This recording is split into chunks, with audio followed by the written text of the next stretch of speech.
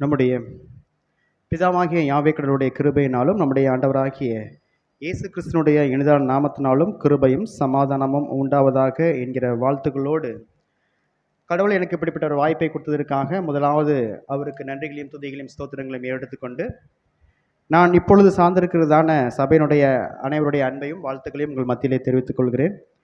இன்றைக்கு நாம் தெரிந்து கொண்டிருக்கக்கூடிய ஒரு தலைப்பு ராஜ்யம் அல்லது பரலோக ராஜ்யம். இப்போ ராஜ்யம் அப்படின்னா நாம் என்ன சொல்லலாம்? ராஜ்யம் அரசாட்சி, கிங்டம். ஸோ அது ஒரு மக்களை ஆளுகை செய்யக்கூடிய ஒரு காலம் அல்லது ஒரு காலப்பகுதி அல்லது அதை ஆளுகை செய்யக்கூடிய ஒரு இடம், எது வேணாலும் நம்ம சொல்லலாம். ஸோ இப்போ ராஜ்யம் என்று சொல்லும் பொழுது இப்படிப்பட்ட விஷயங்கள் தான் அங்கே சொல்லப்படுகிறது. பட் நம்ம ஆதார வசனத்துக்குள்ளாக நம்ம கடந்து போவதற்கு முன்பாக ஒரு சில வசனங்களை நாம் படித்தோம்னா இன்னும் கொஞ்சம் நல்லா புரியும். ஏன்னா ஆண்டவராகிய இயேசு கிறிஸ்து தம்முடைய முதலாம் வருகையில் எதை குறித்து தன்னுடைய பிரசங்கத்தில் ஆரம்பிக்கிறார் என்று சொல்லும்போது நமக்கு தெரிஞ்ச ஒரு விஷயம்தான். யோவான் ஸ்நானகன் மாத்திரமல்ல, ஆண்டவராகிய இயேசு கிறிஸ்துவும் கூட தம்முடைய முதலாம் வருகையில் அவர் ஆரம்பிக்கும் போது எப்படிப்பட்ட விஷயங்கள் படிச்சிட்டார் அல்லது அவருடைய சுவிசேஷங்களுடைய ஆரம்ப பாணி அது எதை குறித்ததாக எதை மையப்படுத்தியதாக இருந்தது என்பதுக்கு நமக்கு தெரிந்த ஒரு விஷயம்தான். ஒரு வசனம் நீங்கள் படிக்கலாம். மத்தேயு 3ஆம் அதிகாரம் 2வது வசனம். மத்தேயு 3:2 படிக்கலாம். மனம் திரும்புங்கள், பரலோக ராஜ்யம் சமீபித்திருக்கிறது என்று பிரசங்கம் பண்ணினார். இது யார் பண்றாருன்னா யோவான் ஸ்நானகன் இப்படிப்பட்ட ஒரு வார்த்தையின் மூலமாக தான் பிரசங்கம் பண்றார். மனம் திரும்புங்கள், பரலோக ராஜ்யம் சமீபித்திருக்கிறது என்று பிரசங்கம் பண்ணினார். இது எப்போ பிரசங்கம் பண்ணப்பட்டது? ஆண்டவராகிய இயேசு கிறிஸ்துடைய முதலாம் வருகையில. கிட்டத்தட்ட 2000 வருடங்கள் கடந்து நம்ம வந்தாச்சு. அப்ப பரலோக ராஜ்யம் சமீபமா இருக்கிறது என்று அங்க ஆரம்பிச்சாச்சு. எப்படின்னா 2000 வருஷத்துக்கு முன்பாக இந்த ஒரு வசனம், இந்த ஒரு காலம் அல்லது இந்த ஒரு வசன பகுதியினுடைய ஆரம்பம் அங்க ஆரம்பிக்கப்பட்டுருச்சு. ஆனா இதுவரைக்கும் பரலோக ராஜ்யம் சமீபமா இருக்கா, இல்ல நடந்துட்டு இருக்கா, அல்லது முடிஞ்சிருச்சா? ஒரு கேள்வி உங்களுக்கு புரியுதுங்களா? நமக்குள் இருக்கிறது சப்ஜெக்டுடைய மைய கரு அதுதான். அப்ப நமக்குள் இருக்கக்கூடிய அந்த ராஜ்யத்தை பத்தி தான் இன்னைக்கு நாம சற்று நேரம் தியானிக்க போறோம். ஒரு சில வசனங்கள் கூட நீங்க படிக்கலாம். அதே மத்தேயு 4ஆம் அதிகாரம் 17வது வசனத்தை அங்க படிக்கலாம். மத்தேயு 4:17. அது முதல் இயேசு மனம் திரும்புங்கள், பரலோக ராஜ்யம் சமீபத்திருக்கிறது என்று பிரசங்கிக்க தொடங்கினார். பாருங்க, ஆண்டவராகிய இயேசு கிறிஸ்து 40 நாள் உபவாசம் பண்ணி முடிச்சதுக்கு அப்புறமாக, அவர் கீழே இறங்கினதுக்கு அப்புறமாக ஜனங்கள் இடத்துல போயிட்டு அவர் சுவிசேஷம் கூட எப்படிதான் பண்றாருன்னா, மனம் திரும்புங்கள், பரலோக ராஜ்யம் சமீபித்திருக்கிறது என்று அது முதல் அவர் என்ன பண்றாருன்னா அவர் பிரசங்கம் பண்ண ஆரம்பிக்கிறார். அது போல இன்னொரு வசனம் கூட நீங்க படிக்கலாம். மத்தேயு 19:14 வசனம். மத்தேயு 19:14. இயேசுவோ, சிறு பிள்ளைகள் என்னிடத்தில் வருகிறதற்கு இடம் கொடுங்கள், அவர்களை தடை பண்ணாதிருங்கள், பரலோக ராஜ்யம் அப்படிப்பட்டவர்கள் உடையது. பரலோக ராஜ்யம் அப்படிப்பட்டவைகள் உடையது என்றா அப்ப பரலோக ராஜ்யம் எப்படிப்பட்டது? ஒரு கேள்வி. அப்போ இதோடைய வசனத்துடைய கடைசி நீங்க போட்டீங்கன்னா ஒரு கொஸ்டின் மார்க் நீங்க போட்டீங்கன்னா, அப்ப பரலோக ராஜ்யம் யாருடையது, அல்லது பரலோக ராஜ்யம் எப்படிப்பட்டது, அல்லது பரலோக ராஜ்யம் எப்படிப்பட்டவர்களுக்குரிய ஒரு ராஜ்யமாக அங்க இருக்கும் என்ற ஒரு கேள்வி வச்சோம்னா யாருடைய ராஜ்யமாக தான் இருக்கும்? சிறு பிள்ளைகளுடைய போல. ஒருவேளை நம்ம சிறு பிள்ளைகளை போல ஆகாவிட்டால் நாம் என்ன பண்ண முடியாது? பரலோக ராஜ்யத்துல பிரவேசிக்க முடியாது. சரி, அப்ப நான் இதெல்லாம் ஜஸ்ட் நீங்க மனசுல வைத்துக்கொள்ளுங்க. இன்னொரு வசனம் கூட நீங்க படிங்க. லூக்கா 17ஆம் அதிகாரம் 20வது வசனத்தை நீங்க வரலாம். லூக்கா 17:20. தேவனுடைய ராஜ்யம் எப்பொழுது வரும் என்று பரிசேயர் அவரிடத்தில் கேட்டபொழுது அவர்களுக்கு அவர் பிரதியுத்தரமாக, தேவனுடைய ராஜ்யம் பிரத்யட்சமாய் வராது. பாருங்க, பரிசேயர்கள் சதுசேயர்கள் அவர்கள் சூழ்ந்து இருக்கக்கூடிய ஜனங்கள் ஆண்டவராகிய இயேசு கிறிஸ்துவை பார்த்து ஒரு கேட்ட கேள்விதான் இது. பரலோக ராஜ்யம் என்று உம்முடைய ஆரம்ப நாட்களிலிருந்து யோவான் ஸ்நானகன் வரைக்கும் இதுவரைக்கும் சொல்லப்பட்ட அந்த வசனங்கள் என்ன சொல்லுதுன்னா, பரலோக ராஜ்யத்தை பற்றி தான சுவிசேஷங்கள் உங்களுக்கு முன்பாக அறிவிக்கப்படுகிறது என்று சொல்லப்படுகிறது. ஆனா பரிசேயர்கள் கேட்கிறாங்க. பரிசேயர்களுக்கு ஆண்டவராகிய இயேசு கிறிஸ்து என்ன பதில் சொல்றாருன்னா, தேவனுடைய ராஜ்யம் பிரத்யட்சமாக உடனே சடனா உடனே இப்படிங்கிற ஃபிராக்ஷன் ஆஃப் செகண்ட்ல உங்களுக்கு என்ன ஆயிராதுன்னா வந்துராது. வசனம் தொடர்ந்து படிங்க. 21. இதோ எங்கே என்றும் அதோ எங்கே என்றும் சொல்லப்படுகிறதற்கும் ஏதுவிராது. இதோ இப்ப வந்துருச்சு, இதோ அப்ப வந்துருச்சு, எல்லாம் ஆல்ரெடி வந்து நிறைவேறிட்டு, இப்பதான் நாம் ராஜ்யத்துக்குள்ளாக போயிட்டு இருக்கிறோம் என்கிற சொல்லுக்கும் அங்க என்ன இருக்காதுன்னா இடம் இருக்காது. ராஜ்யம் எங்க இருக்குதுன்னு சொல்றாருன்னா, இதோ கடவுளுடைய ராஜ்யம் உங்களுக்குள்ளே. யாருக்குள்ள இருக்கு? நமக்குள்ளே அங்க இருக்கிறது. இதுதான் ஹின்ஸ் பாயிண்ட். அப்ப நமக்குள்ள இருக்கக்கூடிய ராஜ்யத்தை நாம் எப்படி கண்டுபிடிப்பது? அதுதான் இன்னைக்கு நம்ம பார்க்க போகக்கூடிய ஒரு விஷயம். அப்போ அப்படின்னா பிரதர், இனிமேல் வரக்கூடிய தீர்க்க தரிசனத்தை நம்ம கவனிக்க கூடாதா? அப்ப தீர்க்க தரிசன பகுதிகளை நம்ம வாசிக்க கூடாதா? அப்ப காலங்களை நம்ம கருத்தில் வச்சுட்டு நம்ம படிக்க கூடாதா? அப்ப காலங்களை நம்ம ஆராய்ச்சி செய்யக்கூடாதா? அப்படிங்கிற விஷயத்துக்குள்ளாக நம்ம கடந்து வரல. கண்டிப்பாக தீர்க்க தரிசன வசனங்கள், தீர்க்க தரிசனுடைய காரியங்கள் நமக்கு மிக முக்கியமான ஒரு விஷயங்கள் தான். ஆனா இந்த பரலோக ராஜ்யம் உங்களுக்குள் இருக்கிறதுன்னு சொல்லும் பொழுது, நமக்குள் இருக்கக்கூடிய ராஜ்யம் எப்படிப்பட்டதாக இருக்கிறது என்பதைத்தான் இன்னைக்கு நாம சற்று நேரம் தியானிக்க போகிறோம். அதற்கு முன்பாக ஒரு சில வசனங்கள், இந்த விஷயங்கள் அல்லது இந்த ஒரு ஓமை நம்ம ஒரு பரிச்சயமாக அடிக்கடி வாசித்த ஒரு ஓமை பகுதிகளாக கூட நீங்க கவனித்திருக்கலாம். வசனம் நீங்க படிச்சிட்டீங்கன்னா மத்தேயு 13ஆம் அதிகாரம் 31 மற்றும் 32வது வசனங்கள் நீங்க படிக்கலாம். வேறொரு உவமையை அவர்களுக்கு சொன்னார். பரலோக ராஜ்யம் கடுகு விதைக்கு ஒப்பாயிருக்கிறது. அதை ஒரு மனுஷன் எடுத்து தன் நிலத்தில் விதைத்தான். நமக்குள் இருக்கக்கூடிய அந்த ராஜ்யம் எதற்கு ஒப்பா இருக்கிறது என்று சொல்லும் பொழுது, பரலோக ராஜ்யம் கடுகு விதைக்கு ஒப்பா இருக்கிறது. அதை ஒரு மனுஷன் எடுத்து தன் நிலத்தில் விதைத்தான். அது சகல விதைகளிலும் சிறிதாய் இருந்தும் வளரும் போது சகல பூண்டுகளிலும் பெரிதாகி ஆகாயத்து பறவைகள் அதன் கிளைகளில் வந்து அடையத்தக்க மரமாகும் என்றார். 2 வசனம் தான் இந்த ஓமைகள் என்ன ஆயிடுச்சுன்னா கம்ப்ளீட் ஆயிடுச்சு. பட் இது வரைக்கும் நம்ம இந்த ஒரு வசன பகுதியே நம்முடைய மனதில் நம்ம எப்படி நம்ம புகுத்தி வச்சிருக்கிறோம் சொல்லலாம், ஜஸ்ட் சொல்லலாம். எப்படி நம்ம இதை யோசிச்சு வச்சிருக்கிறோம்? ஆக்சுவலாக மத்தேயு 13ஆம் அதிகாரம்னு எடுத்துட்டோம்னா நம்ம என்ன சொல்லுவோம், அல்லது என்ன நம்ம இது வரைக்கும் கேட்டிருப்போம், அல்லது நம்ம பழைய காலங்களில் நம்ம என்ன யோசிச்சு வச்சிருப்போம்னா, மத்தேயு 13ஆம் அதிகாரம் 7 ஓமைகளை உள்ளடக்கியது. அப்போ 7 ஓமைகளும் 7 காலகட்டங்களை உள்ளடக்கிய ஒரு விஷயம். அப்போ இந்த ஒரு ஓமையும் கூட அது இடைப்பட்ட காலங்களில் வந்திருக்கக்கூடிய ஒரு சபையை உள்ளடக்கிய ஒரு வசன பகுதி என்று தான் நம்ம இது வரைக்கும் நம்ம யோசிச்சிருப்போம். பட் நம்ம அப்படி யோசிச்சோம்னா என்ன ஆகும்னா, ஒரு வட்டத்திற்குள்ளாக நம்ம அடங்கி போயிடுவோம். ஏன்னா இந்த வசனத்துக்குள்ளார நம்ம கூர்ந்து கவனிச்சு போகும்போது சகல விதைகளிலும் அது சின்னது, அதுல எந்த ஒரு மாற்று கருத்துமே இல்லை. அது ரொம்ப ரொம்ப ரொம்ப கடுகு நமக்கு தெரியும், டெய்லி நம்ம யூஸ் பண்ணக்கூடிய, டெய்லியும் நம்ம சாப்பிடக்கூடிய ஒரு ஃபுட்டு, ஒரு சாதாரண ஒரு விஷயம் தான். கடுகு சிறுத்தாலும் காரம் பொறுக்காதுங்கிற ஒரு பழமொழி நமக்கு தெரிஞ்ச ஒரு விஷயம் தான். ஆனால் அந்த கடுகு எப்படி இருக்குன்னா ரொம்ப ரொம்ப ரொம்ப ரொம்ப மைனூட் பார்ட்டிகல்ஸ், ரொம்ப சின்னதான ஒரு விஷயம். அது எப்படி இருக்குன்னா சகல விதிகளும் சிறிதாக இருந்து வளரும் போது சகல பூண்டுகளிலும் பெரிதாகி ஆகாயத்து பறவைகள் அதன் கிளைகளில் வந்து. இது நம்ம என்ன நினைச்சிட்டோம்? அப்போ ஆகாயத்து பறவைகள் என்று சொல்லும் போது எதுதான்? அப்போ ஆகாயத்து அதிகார பிரபு.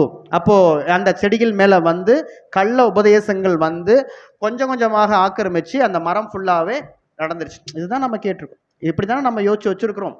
ஆனா யோசிச்சு பார்க்கலாம், அப்ப இதைத்தான் ஆண்டவராகிய இயேசு கிறிஸ்து தம்முடைய முதலாம் வருகையில சொன்னாரா? கொஞ்சம் நம்ம யோசிக்கும் பொழுது, அப்போ இந்த விதை என்று சொல்லும் பொழுது ரொம்ப சீட். அப்போ முதலாவது இந்த விதை எங்க விதைக்கப்பட்டுச்சு? முதலாவது இந்த பரலோக ராஜ்யம் யாருக்குள்ள இருக்கிறதுன்னு சொல்றாரு. ஆல்ரெடி நம்ம வசனத்தை நமக்குள் இருக்கக்கூடிய இந்த ராஜ்யம். அப்ப அந்த ராஜ்யம் முதலாவது ஆண்டவராகிய இயேசு கிறிஸ்து முதலாம் வருகையில அங்க போட்டுட்டாருன்னா, அந்த விலை கொஞ்சம் கொஞ்சமாக என்ன இருந்துச்சுன்னா நமக்குள்ள வளரக்கூடிய ஒரு காரியம், வளரக்கூடிய ஒரு குணலட்சணம், அல்லது வளரக்கூடிய ஒரு ராஜ்யத்தினுடைய ஒரு சின்ன ஒரு ஸ்பார்க், அப்படிதான் நம்ம எடுத்துக்கலாம். அப்படி எடுத்துக்கொள்ளும் பொழுது அப்ப ஃபர்ஸ்ட் இது எங்க ஆரம்பிச்சிச்சுன்னா இந்த ராஜ்யத்தினுடைய காரியங்கள். ஏன்னா ஆண்டவராகிய இயேசு சொல்லும்போது, பிதாவாகிய யாவே கடவுள் உலகத்தை உண்டாக்கிட்டு ஆதாம் என்ன பண்றாருன்னா முதலாவது நாள்ல உண்டாக்குறாரு, 2வது நாள்ல தான் ஏவாளை உண்டாக்குறாங்க. அப்ப ஆதாமை உண்டாக்கிட்டு நீ எல்லாம் என்ன பண்ண, ஆண்டு கொள்ளுங்கள். அப்ப அந்த ஆண்டு கொள்ளுகள், இந்த கிங்டம் எங்கே அங்க கொடுக்கப்பட்டாச்சுன்னா ஆதாமுக்கு எங்க கொடுக்கப்பட்டாச்சு. ஆனா ஆதாமுடைய பாவம், அந்த விதை, அந்த வித்து, அந்த எங்க ஆயிடுச்சுன்னா முதலாம் உலகம் சொல்லும் பொழுது ஆதாமுடைய காலங்களிலே அங்க கொடுக்கப்பட்ட அந்த வித்து அது என்ன ஆயிடுச்சுன்னா சாத்தான் மூலமாக அங்க கெடுக்கப்பட்டு அந்த வித்து, அந்த ராஜ்யம் அவனுக்குள்ளாக நீக்கப்பட்டுருச்சு. இது எப்படி இந்த ராஜ்யம் நீங்க சொல்றீங்க? ஆனா ஆக்சுவலா இந்த ராஜ்யம், அதாவது உண்மையான ராஜ்யம், யுகாயுகத்துல வரக்கூடிய ஒரு ராஜ்யம் எங்க பிதாவாக யாவே கடவுள் எதிர்பார்த்தாருன்னா ஏதேன்ல எதிர்பார்த்தார். ஆனா ஏதேன்ல என்ன நடக்கல? இந்த ஒரு விஷயம் நன்மை தீமை அறியத்தக்க காலப்பகுதி முடிகிற வரைக்கும் இது கடவுளை திட்டமாக இருக்குது. ஆனாலும் அவர் எதிர்பார்த்தது என்னன்னா ஆதாமுடைய அந்த காலப்பகுதியில் அங்க என்ன ஆயிடுச்சு? ஆதாம் மூலமாக முழு மனுக்குலம் அங்கே பாவத்தினால உட்பட்டு அவங்க முழு மனுக்குலம் கீழே இழந்து போயிட்டாங்க. இழந்து போனதுனால முழு சந்ததியும் தகுதியுள்ளவராக தகுதி அற்றவராக இந்த ராஜ்யத்துக்குள்ளான தகுதி அவர்களுக்குள்ளாக தொடர்ந்து வரக்கூடிய சந்ததிக்குள்ளாக இல்லாமல் அங்கே போயிடுச்சு நம்ம பார்க்குறோம். அப்போ தொடர்ந்து வரும் பொழுது ஆண்டவராகிய இயேசு கிறிஸ்து என்ன பண்ணார்னா மீட்கும் பொருளாக தன்னையே அங்கே பலியாக ஒப்பு கொடுக்கும் பொழுது இஸ்ரவேல் ஜனங்களிலிருந்து என்ன பண்ணார்னா ஒரு கூட்ட ஜனங்களை தன்னுடைய ராஜ்யத்திற்கென்று பிரித்தெடுப்பதற்காக தன்னுடைய முதலாம் வருகையில் வந்தார். இது நமக்கு தெரிந்த ஒரு சத்தியம். பட் ராஜ்யம்னா என்ன, பரலோக ராஜ்யம்னா என்ன? ஒரு கேள்வி நம்ம பிரிச்சு பார்க்கலாம். பிரித்தெழுதுன்னு சொல்லும் பொழுது அப்ப ராஜ்யம் பரலோக ராஜ்யம், ராஜ்யம் அரசாட்சி, பரலோகம்னா பரலோக அரசாட்சி. அதனாலதான் நம்முடைய ஜெபங்கள்ல ஆண்டவராகிய இயேசு கிறிஸ்து கற்றுக் கொடுத்த ஜெபங்கள் என்ன சொல்றாருன்னா, பரலமண்டலத்தில் இருக்கிற பிதாவே உம்முடைய நாமம் பரிசுத்தப்படுவதாக, உம்முடைய ராஜ்யம் எங்க வரணும்? பூமியில வரணும். ஏன் வரணும்? அப்ப மற்ற இடங்கள்ல என்ன இருக்கு? ராஜ்யம் இருக்கு, எங்க மட்டும் இல்ல. அதனாலதான் அவர் சொல்றார் பூமியிலே வரணும். அப்ப அண்ட சராசரங்கள் எடுத்துக்கோங்க, பல விதமான யூனிவர்சஸ் இருக்கு.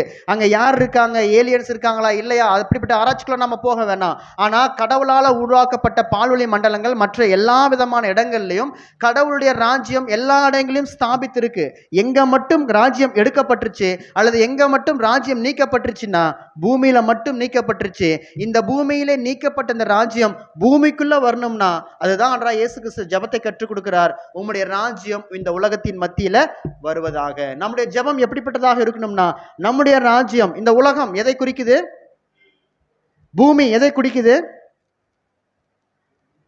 நம்ம தான் இந்த பூமி, நம்ம தான் மனுக்குலம். அப்ப மனுக்குலத்திற்குள்ளாக இந்த ராஜ்யம் இங்க வர வேண்டும் என்பதைத்தான் ஆண்டவராகிய இயேசு கிறிஸ்து என்ன பண்றாருன்னா அங்க சொல்லுகிறதாக நம்ம பார்க்கிறோம். அப்போ இந்த பூமியின் மேல இந்த ராஜ்யம் வரணும்னா அப்போ என்ன செய்யணும்? அதனாலதான் அப்ப யாருக்கு இந்த ராஜ்யம் கொடுக்கப்பட்டிருந்துச்சு? ஆண்டவராகிய இயேசு கிறிஸ்துடைய முதலாம் வருகையில் சொல்லும் பொழுது சாத்தானுக்கு அந்த ராஜ்யம் கொடுக்கப்பட்டிருந்துச்சு. அதனாலதான் மத்திய 4ஆம் அதிகாரத்தில் படிக்கும் பொழுது அவர் என்ன பண்ணாருன்னா 40 நாள் உபவாசம் முடிச்சதுக்கு அப்புறமாக இந்த கல்லுகளை அப்பமாக சாப்பிட சொல்லும் பொழுது பிதாவாகிய தேவனுடைய வாயிலிருந்து புறப்படுகிற ஒவ்வொரு வார்த்தையினாலும் மனுஷன் பிழைப்பான் என்று எழுதியிருக்கிறதே என்று வசனத்தை கொடுத்துட்டார். அடுத்தது என்ன பண்ணாரு? நேரா ஒரு மலையின் உச்சியில போய் நிறுத்தி இந்த ராஜ்யம் முழுக்க யாருக்கு ஒப்புவிக்கப்பட்டிருக்கு? எனக்கு ஒப்புவிக்கப்பட்டிருக்கு. அப்ப ஆதாமுக்கு கொடுத்தப்பட்ட அந்த ராஜ்யம் யாருக்கு இப்ப வந்துருச்சுன்னா அது சாத்தானுக்கு கொடுக்கப்பட்டுச்சு. அப்ப அந்த ராஜ்யத்தை நான் யாருக்கு தரப்போறேன்? நீ என்னை பணிந்து கொண்டால், நீ என்னை வணங்கினால், நீ என்னுடைய பேச்சை கேட்டு நீ நடந்துட்டனா இந்த ராஜ்யம் யாருடையது? உம்முடையது. அப்ப ஆண்டவராகிய இயேசு கிறிஸ்து என்ன சொன்னாரு? அவருக்கே ஆராதனை செய்வாயாக. உன்னை நான் பணிய முடியாது, ஏன்னா நான் யாரை பணிய வேண்டும் என்கிற இந்த விஷயம், இது எல்லாமே ஆவிக்குரிய அடையாளம். அப்ப நமக்குள் ராஜ்யம் வேணும்னா அல்லது நமக்குள் ராஜ்யம் வரணும்னா நாம எதை நோக்கி பயணப்படணும்னா குறிப்பா சாத்தானுடைய எல்லா விதமான தந்திரமான கிரியைகள் மூலமாக வரக்கூடிய வார்த்தைகள் அல்லது அவனால் வரக்கூடிய எந்த விதமான சலுகைகள் அல்லது அவனால் வரக்கூடிய எந்த விதமான காரியங்கள் ஒருவேளை எஸ் அப்படின்னு நம்ம கொடுத்துட்டோம்னா ஆட்டோமேட்டிக்காக நமக்குள்ள இருக்கிற ராஜ்யம் என்ன ஆயிடுச்சு?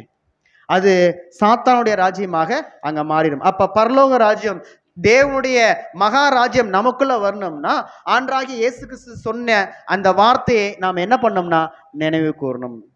யாருக்கு மாத்திரம் நம்ம பலி செலுத்தணும், யாருக்கு மாத்திரம் நம்ம பணிகள் செலுத்தணும், யாருக்கு மாத்திரம் நம்ம பணிந்து கொள்வர்களாக இருக்கணும்னா அது பிதாவாகிய யாவே கடவுள் ஒருவருக்கே அந்த ஆராதனை நாம செலுத்துகிறவராக நாம இருக்கணும் என்று நம்ம பார்க்கிறோம். அப்படி இருக்கும் பொழுது அப்போ முழு மனுக்குலமும் இன்னைக்கு யார் கண்ட்ரோல்னு சொல்லும் பொழுது அது சாத்தானுடைய கண்ட்ரோல் தான். அந்த சாத்தான் கண்ட்ரோல் இருக்கக்கூடிய ஒரு கூட்ட ஜனம் மாத்திரம் இன்னைக்கு என்ன வந்திருக்கிறோம்னா பிரித்து எடுக்கப்பட்டு தேவனுடைய ராஜ்யம் நமக்குள்ள சின்ன விதையாக அங்க விதைக்கப்பட்டிருக்கு. அதுதான் அங்க சொல்றாரு. கடுகு பற்றினான ஓமையில நம்ம படிக்கும் பொழுது இதே ஓமைகள் ஒரு சில வசனங்கள் கூட நீங்க படிக்கலாம் மற்ற அதிகாரங்கள்ல. லூக்கா 13ஆம் அதிகாரம் நீங்க படிங்க. லூக்கா 13, 18 மற்றும் 19. மார்க்கு 4ஆம் அதிகாரம் 30 to 32 படிங்க. அவர் அவர்களை நோக்கி, தேவனுடைய ராஜ்யம் எதற்கு ஒப்பாய் இருக்கிறது? அதை எதற்கு ஒப்பிடுவேன்? பாருங்க, நான் எதற்கு ஒப்பிடுவேன், நான் எப்படி நான் வந்து அதை கம்பேரிஷன் நான் கொடுப்பேன்னு சொல்லிட்டு பேசுறாரு. அது ஒரு கடுகு விதைக்கு ஒப்பாய் இருக்கிறது. அதை ஒரு மனுஷன் எடுத்து தன் தோட்டத்திலே போட்டான். அது வளர்ந்து. அப்ப ஒரு கடுகு விதை எடுத்து ஒரு மனுஷன், இந்த மனுஷன் யார்? இயேசு கிறிஸ்து எடுத்து தன் தோட்டமாகிய உலகமாகிய மனுக்குலத்துல அது விதைக்கப்பட்டுச்சு. அது வளர்ந்து பெரிய மரமாயிற்று. ஆகாயத்து பறவைகள் அதில் வந்து, இந்த ஆகாயத்து பறவைகள் யார் தான்? யாரெல்லாம் தன்னுடைய வார்த்தைகளை கேட்டு அதன் மூலமாக உட்கொள்ள அந்த மரத்தின் மேல தங்கக்கூடியவர் ஜனங்கள், அல்லது பறந்து விரிந்திருக்கக்கூடிய விஷயங்கள் எல்லாமே அதன் கிளைகள் வந்து அடைந்தது என்றார். இந்த வசனம் 2 வசனம் தான் முடிச்சிட்டார். அதுக்கப்புறமா அடுத்த உவமைகளுக்குள்ளாக போயிட்டார். இதே விஷயம் மார்க் 4ஆம் அதிகாரம் 30 நீங்க படிக்கலாம். பின்னும் அவர் அவர்களை நோக்கி, தேவனுடைய ராஜ்யத்தை எதற்கு ஒப்பிடுவோம்? அல்லது எந்த உவமையினாலே அதை திருஷ்டாந்தப்படுத்துவோம்? திருஷ்டாந்தப்படுத்துவோம்னா அடையாளப்படுத்துவோம். நீங்க பொதுமொழிபெயர்ப்பு படிச்சீங்கன்னா நல்லாவே உங்களுக்கு தெரியும். அதை எதன் மூலமாக நம்ம அடையாளப்படுத்த முடியும்? அது ஒரு கடுகு விதைக்கு ஒப்பாயிருக்கிறது. அது பூமியில் விதைக்கப்படும் போது பூமியில் உள்ள சகல விதைகளிலும் சிறிதா இருக்கிறது. விதைக்கப்பட்ட பின்போ அது வளர்ந்து சகல பூண்டுகளிலும் பெரிதாகி ஆகாயத்து பறவைகள் அதனுடைய நிழலின் கீழ் வந்தடையத்தக்க பெரிய கிளைகளை விடும் என்றார்.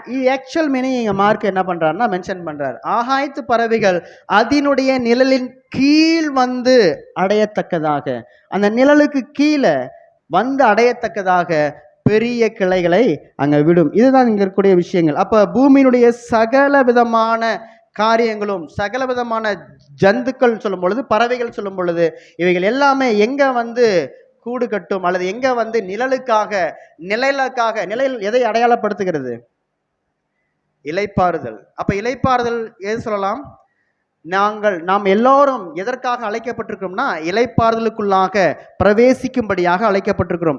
இது நிழலான ஒரு இளைப்பாறுதல். நிஜமான இளைப்பாறுதல் எப்ப கிடைக்கும்னா அது 1000 ஆண்டு அரசாட்சியில் அது கிடைக்கும். நம்ம ஒவ்வொரு புது சிருஷ்டி அங்கங்களுக்கும் இப்ப நாம நடந்து போய்கொண்டிருக்கிறது எல்லாமே ஒரு நிழலான ஒரு இளைப்பாறுதல். இந்த இளைப்பாறுதலுக்குள்ளாக என்றைக்கு நாம் வந்தோமோ, என்றைக்கு நாம் ஞானஸ்தானம் எடுத்து புது உடன்படிக்கையை செஞ்சு புது சிருஷ்டி அங்கங்களாக அழைக்கப்பட்டிருக்கிறோமோ, அன்றைக்கே நாம் இந்த இளைப்பாறுதலுக்குள்ளாக கடந்து வந்திருக்கிறோம் என்பதை நாம தெரிந்தோம். பட் நாம் எப்படி வந்தோம்னா இது எல்லாமே தெரிந்த ஒரு வசன பகுதிகளாக கூட இருக்கலாம்.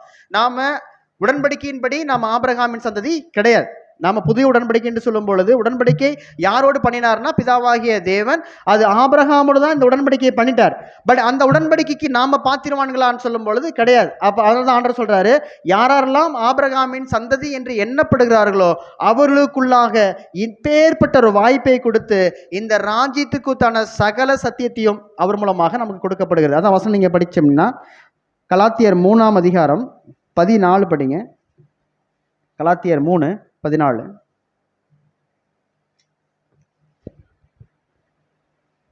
ஆபிரகாமுக்கு உண்டான ஆசீர்வாதம் கிறிஸ்து இயேசுவினால் புறஜாதிகளுக்கு வரும்படியாகவும், ஆவியை குறித்து சொல்லப்பட்ட வாக்குத்தத்தத்தை நாம் விசுவாசித்ததினாலே பெரும்படியாகவும். பாருங்க, ஆபிரகாமுக்கு உண்டான ஆசீர்வாதம் கிறிஸ்து இயேசுவினால் புறஜாதிகளுக்கு வரும்படியாக, புறஜாதிகளாக அழைக்கப்பட்டிருக்கக்கூடிய நமக்கு வரும்படியாக என்ன பண்றாருன்னா இந்த இடத்துல சொல்றாரு. இன்னொரு வசனங்கள், நிறைய வசனங்கள் இருக்கு. நாம ஆபிரகாமுடைய பிள்ளைகள் இல்லை, ஆனா ஆபிரகாமுடைய சந்ததி என்று நாம எண்ணப்படுகிறதுனால கிறிஸ்து இயேசுவின் வழியாய் நாம் என்ன பண்ணப்பட்டிருக்கோம்னா மீட்கப்பட்டிருக்கிறோம். ஒரு சில வசனங்கள் நீங்க படிக்கலாம். சங்கீதம் 8:5 நீங்க படிங்க.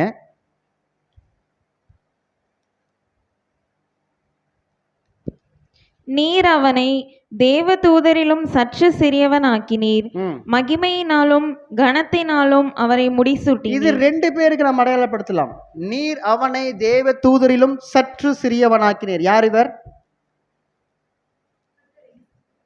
இது 2 பேருக்கு நாம் அடையாளப்படுத்தலாம். பரலோகத்தில் இருந்த ஆண்டவராகிய இயேசு கிறிஸ்து, தூதர்களுக்கு மேலான மகிமையில இருந்த அந்த இயேசு கிறிஸ்து சற்று சிறியவராக்கப்பட்டிருந்த ஆண்டவராகிய இயேசு கிறிஸ்து நம்முடைய 1ஆம் வரியில கன்னி மரியாளுடைய வயிற்றில என்ன பண்ணப்பட்டாங்கன்னா அங்க பிறப்பிக்கப்பட்டாங்க. அதன் மூலமாக என்ன ஆயிடுச்சு? அந்த ஒரு காரியம், மீட்கும் பொருளுடைய திட்டம் அங்க நிறைவேறிச்சு. இந்த திட்டத்தின் நிமித்தமாக தான் பரலோக ராஜ்யத்துடைய விதை எங்க எடுக்கப்பட்டுச்சுன்னா, ஆதாம்கிட்ட இருந்து அந்த எடுக்கப்பட்ட அந்த விதை அங்கேயே என்ன ஆயிடுச்சுன்னா டெஸ்ட்ராய் ஆயிடுச்சு. ஆனா மீண்டுமாக ஆண்டவராகிய இயேசு கிறிஸ்து தம்முடைய முதலாம் வருகையில் என்ன பண்றாருன்னா, மீண்டும் இந்த விதையை அங்க போடுறார்.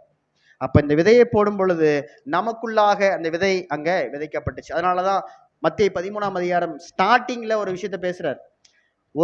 ஒரு மனுஷன் ஒரு விதையை எடுத்துட்டு என்ன பண்ணாருன்னா, நடந்து போறார், வழியோரம், முச்செடி ஓரம், நல்ல நிலத்தில, கற்பாறையில போறார். இந்த விதை இங்கதான் ஆரம்பிக்குது. இந்த விதை அங்க என்ன ஆயிடுச்சு, அங்க தெளிக்கப்பட்டாச்சு. நமக்குள்ளாக இருக்கக்கூடிய நம்முடைய இருதயமாகிய பூமியாகிய இந்த இருதயத்துக்குள்ளாக அவர் விதைச்சாச்சு. இந்த விதை எப்படிப்பட்ட விதையாக அங்க முளைக்குது. இந்த விதை எதைக்கு அடையாளம்? பட் நீங்க அதில் நீங்க படிச்சீங்கன்னா அப்படி போட்டிருக்காரு. நீங்க மத்தேயு 13ஆம் அதிகாரம் நல்ல விதை பத்தி பேசிங்கன்னா பரலோக ராஜ்யத்துக்கு ஒப்புமைப்படுத்தி பேசியிருக்க மாட்டார். எங்க பேசியிருக்கிறாருன்னா இந்த இடங்கள்ல தான் பேசியிருப்பார். இதுக்கு அப்புறமா வரக்கூடிய உவமைகளும் பேசியிருப்பார். நம்ம அதையும் நம்ம பார்த்துடலாம்.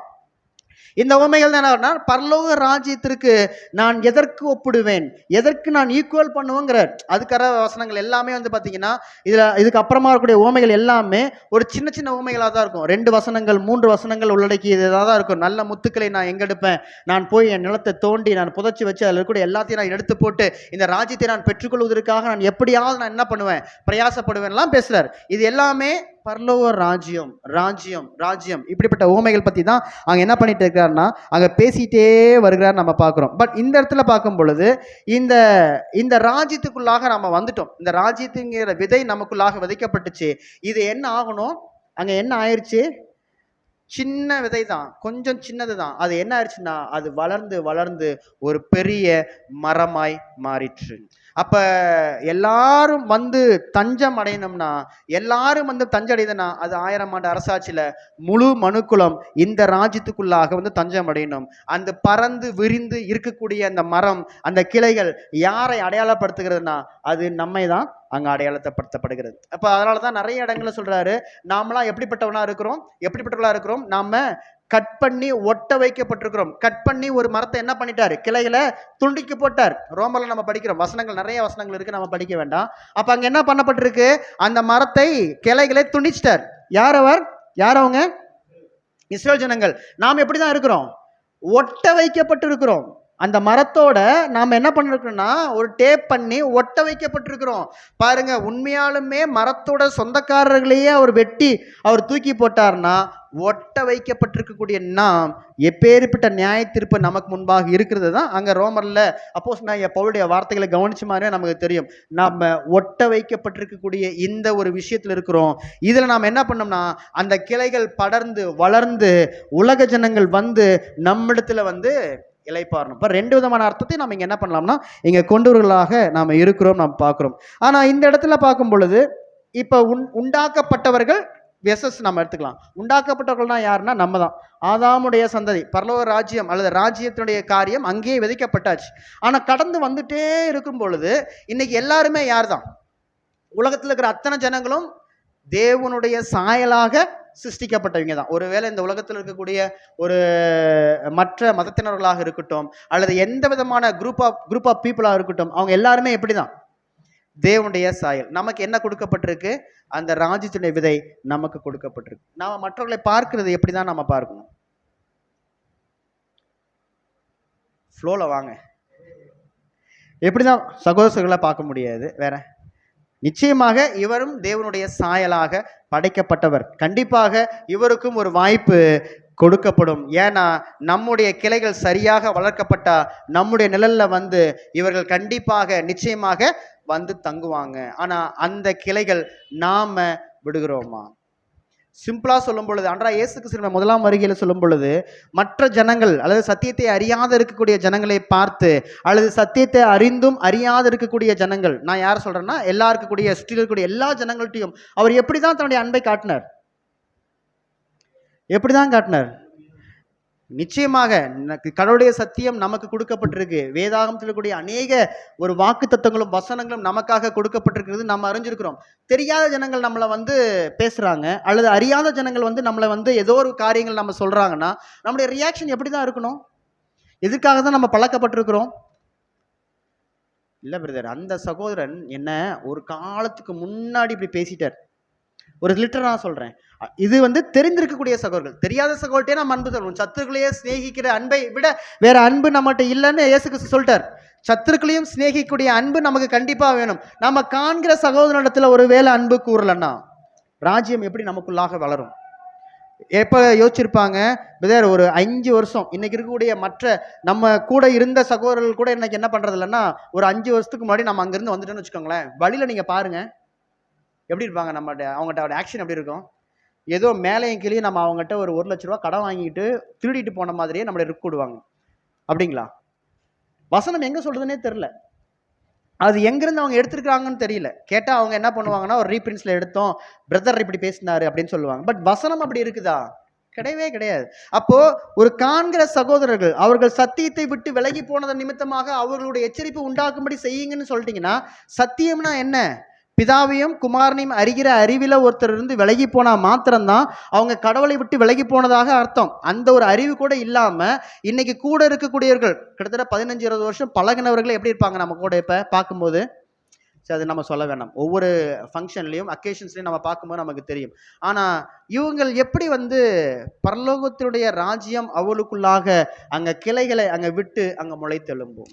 இது மிக முக்கியமான ஒரு கேள்வியாக அங்க இருக்கு. அப்ப நமக்குள்ள இந்த ராஜ்யம் காணப்பட வேண்டுமானால், நமக்குள்ள இந்த ராஜ்யம் விஸ்தரிக்கப்பட வேண்டுமானால், நம்ம எப்படிப்பட்ட ஒரு விஷயத்தை நாம் என்ன பண்ணோம்னா கொடுக்கணும். அதுதான் இயேசு கிறிஸ்துனுடைய ஃபார்முலா. அவர் என்னதான் பண்ணிட்டாரு? யாராவது ஒரு எதிர்த்து பேசினாங்களா? அவங்களுக்கு என்னதான் காட்டினார்? அன்பை தவிர அவருக்கு ரிப்ளை என்ன பண்ணிட்டாரு? லவ். உலகத்தினுடைய ஃபார்முலா என்ன? இயேசு கிறிஸ்து என்ன பண்ணிட்டாருன்னா, இப்போ உதாரணத்துக்கு ஆப்போசிஷன் யார் இருக்கிறா இயேசு கிறிஸ்துக்குன்னு? சாத்தான். சாத்தானை என்ன பண்ணா போதும்? உலகத்தினுடைய ஃபார்முலா வந்து பார்த்தீங்கன்னா, ஒருத்தங்க ஒரு ஒரு நல்லவர் கெட்டவர். கெட்டவர் அங்கே அழிஞ்சிட்டா யார் வின்னர்? நல்லவர். அதாவது யாருக்கு ஆப்போசிஷனாக அங்கே சண்டை போட்டு வின் பண்ணுறாங்களோ அவங்க இஸ் த வின்னர். ஆனால் இயேசு கிறிஸ்துனுடைய ஃபார்முலா பாருங்க, யார் தோத்து போயிட்டா? யார் செத்து போயிட்டா?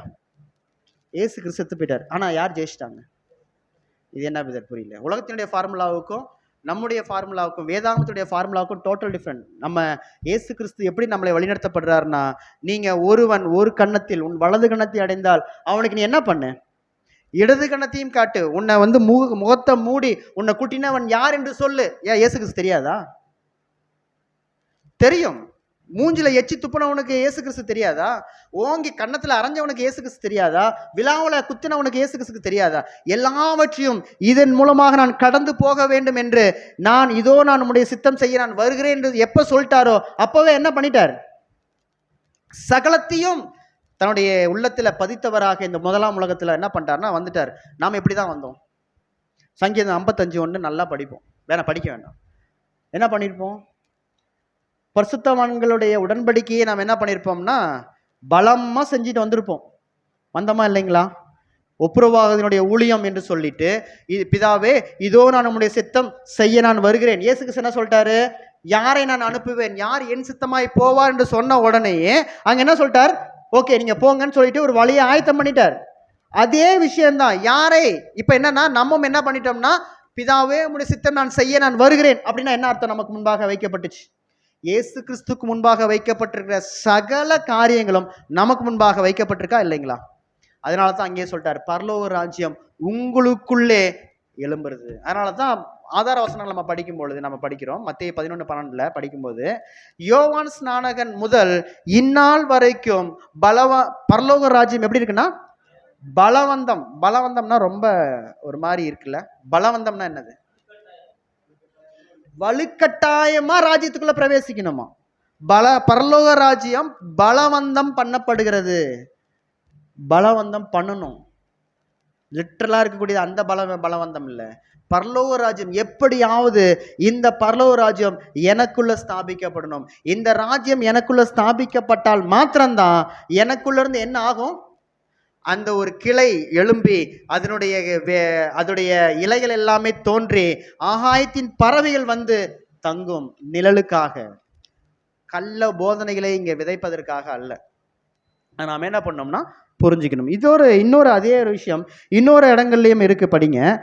அதுலேயே நீங்கள் தொடர்ந்து நீங்கள் வந்துட்டீங்கன்னா இந்த 2ஆம் வசனம், இந்த 2 வசனங்கள் பேசிட்டு, மத்தேயு 31 2 பேசிட்டு சம்பந்தம் இல்லாமல் டைரெக்டாக என்ன பண்ணுறாருன்னா இன்னொரு வசனத்துக்குள்ளாக கடந்து போகிறார். வசனம் நீங்கள் படிங்க. அதுலேயே மத்தேயு 13:33 வசனம்.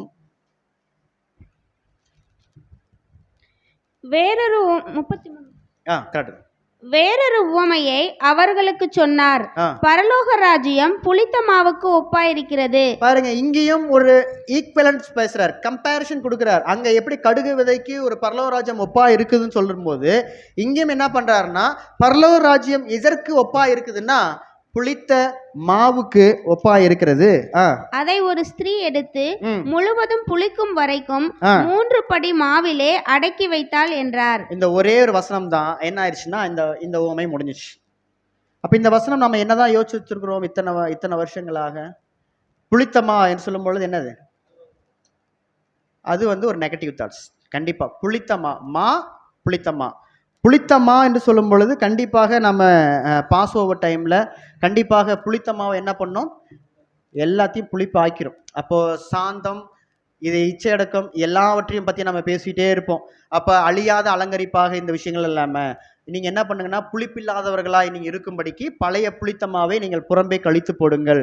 அது மாத்திரமல்ல, ஆண்டவராகிய இயேசு கிறிஸ்து என்ன பண்ணுறாருன்னா நீங்கள் புளித்தமாவை குறித்து எச்சரிக்கையாக இருங்கள்னு பேசுகிறாரு. சொல்கிறாரா இல்லைங்களா?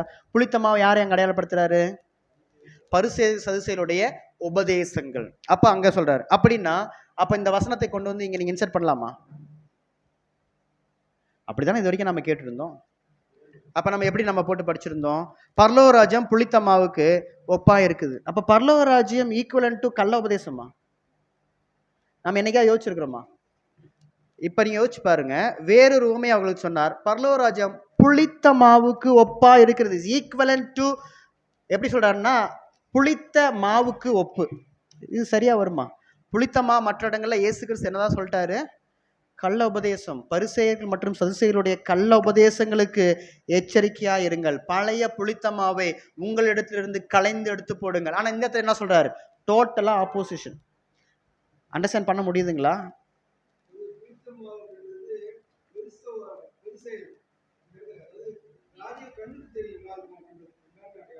அவங்க அப்படி சொல்லுவாங்க. சரி, அப்படி சொல்லுவாங்களா? நீங்க சொல்றீங்க. சரி, அப்ப பரலோக ராஜ்யம் சொல்லும் பொழுது நம்ம என்ன யோசிச்சோம்னா இது 7 உவமைகள். அப்ப அந்த 7 உவமைகள்ல 7 காலகட்டம் இப்படிதான் நம்ம யோசிச்சிருப்போம். ஆனா அது தனித்தனியான உவமைகள் தான். ஏன்னா மற்ற அதிகாரங்களையும் இதே உவமைகள் அங்க பேசப்பட்டிருக்கு. மத்தேயு மாத்திரம் தான் என்ன பண்றாருன்னா செக்ரேஷன் பண்றாரு, கண்டினியூ பண்றார். மற்ற அதிகாரங்கள்ல லூக்காவோ மார்க்கோ பாத்தீங்கன்னா 7 உவமைகளை கண்டினியூ பண்ணவே இல்லை. மத்தேயு மட்டும்தான் பண்ணியிருக்காருன்னா அந்த மத்தேயு மட்டும் எடுத்துக்கிட்டு 7 காலகட்டம் அல்லது 7 காலகட்ட சபை நாம என்ன பண்ண முடியாதுன்னா எடுத்துக்கொள்ள முடியாது. அதை கொஞ்சம் நாம யோசிக்கணும். அப்ப பரலோக ராஜ்யம் புளித்த மாவுக்கு ஒப்பா இருக்குதுன்னா இந்த புளித்த மாவுங்கிறது நமக்கு தெரியும். இப்ப புளித்த மாவுனா அதுதான் நம்ம சொல்றோம். இப்போ ஒரு பேக்கரியில ஒரு மாவு உப்புணும்னா என்ன பண்ணுவாங்கன்னா ஒரு ஈஸ்ட் கலப்பாங்க. ஈஸ்ட் அப்ப நம்ம லிட்டரலா எடுத்துக்கலாமே. நம்மளுடைய ஈஸ்ட் எதுதான்? வீட்டில் பாலை தயிராக்கணும்னா என்ன பண்ணணும்? ஒரு லிட்டர் எடுத்து 1 லிட்டருக்கு ஈக்குவலன்ட் 1 லிட்டர் ஊத்துனா சரியா போயிருமா? எவ்வளவுதான் ஊத்துவாங்க? 1 லிட்டருக்கு ஒரு சின்ன ஒரு சிட்டிகை, 1 லிட்டருக்கு ஒரு சின்ன சிட்டிகை தான் போடுவாங்க. அதுதான் நம்ம சொல்லுவோம் உரவுத்துறதுன்னு சொல்லுவோமா? உரவுத்துறதா புறவுத்துறதோ புறம்பூர் ஏதோ ஒன்று சொல்லுவோம். அப்போ என்னாச்சு? அதை ஊத்துனோம்னா என்ன ஆயிரும்? தயிரா மாறிடும். பால் நைட்டு வச்சது காலைல என்ன ஆயிரும்? தயிரா மாறிடும். ஒரு மாவு ஆட்டுறாங்க, நம்ம டெய்லியும் ப்ராசஸ் தான். ஒருவேளை நீங்க மாவு புளிக்காம நீங்க சாப்பிட்டு பாருங்க, எப்படி இருக்கும்? வயிறு வலிக்கிறோம், கேட்டா இல்லையா? வயிறு உப்பிக்கும். சேம் வயிற்றுல ஏதோ சம்திங் பிரச்சனையை உருவாயிரும். அப்போ புளிப்புத்தன்மை, இந்த புளித்து தயிரா இருக்கட்டும் புளிப்பா இருக்கட்டும், இந்த தயிர் மற்றும் மோருக்கு பார்த்தீங்கன்னா வயிறுக்கு அவ்வளோ ப்ரோபயோட்டிக்ஸ், சகோதரர் நல்லாவே தெரியும். ப்ரோபயோட்டிக்ஸ் எங்கே அதிகமாக இருக்குன்னா இந்த பால் தயிர் இருக்கக்கூடிய, இந்த பால் தயிராக ஆக்கப்பட்டு, அதனால தான் தமிழர்களோட சொல்லுவாங்க என்னது, வெண்ணெயை உருக்கி நோயுருக்கி சொல்லுவாங்க. என்ன பதில்? மோரை பெருக்கி. இது எல்லாமே பார்த்தீங்கன்னா ப்ரோபயோட்டிக்ஸ் உடைய விஷயங்கள் தான். பட் இந்த இடத்துல இந்த புளித்த மாவு என்று சொல்லும் பொழுது இது எதையும் அடையாளப்படுத்துகிறது என்று சொல்லும் பொழுது அப்போ இது எங்க ஆரம்பிச்சிச்சு? அப்போ புளித்தமா சின்ன ஒரு விஷயம்தான். நமக்குள்ளாக விதைக்கப்படக்கூடிய இந்த புளித்தமா ராஜ்யத்தோடைய அந்த ஒரு காரியம்.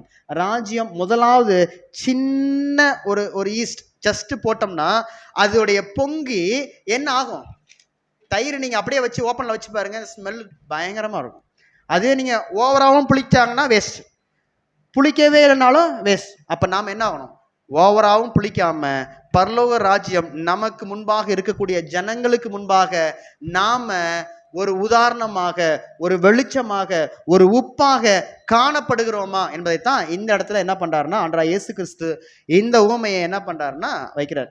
அப்போ ஒரு ஸ்திரீ எடுத்து முழுவதும் புளிக்கும் வரைக்கும் 3 படி மாவிலே அடைக்க வைத்தாள். இந்த 3 படி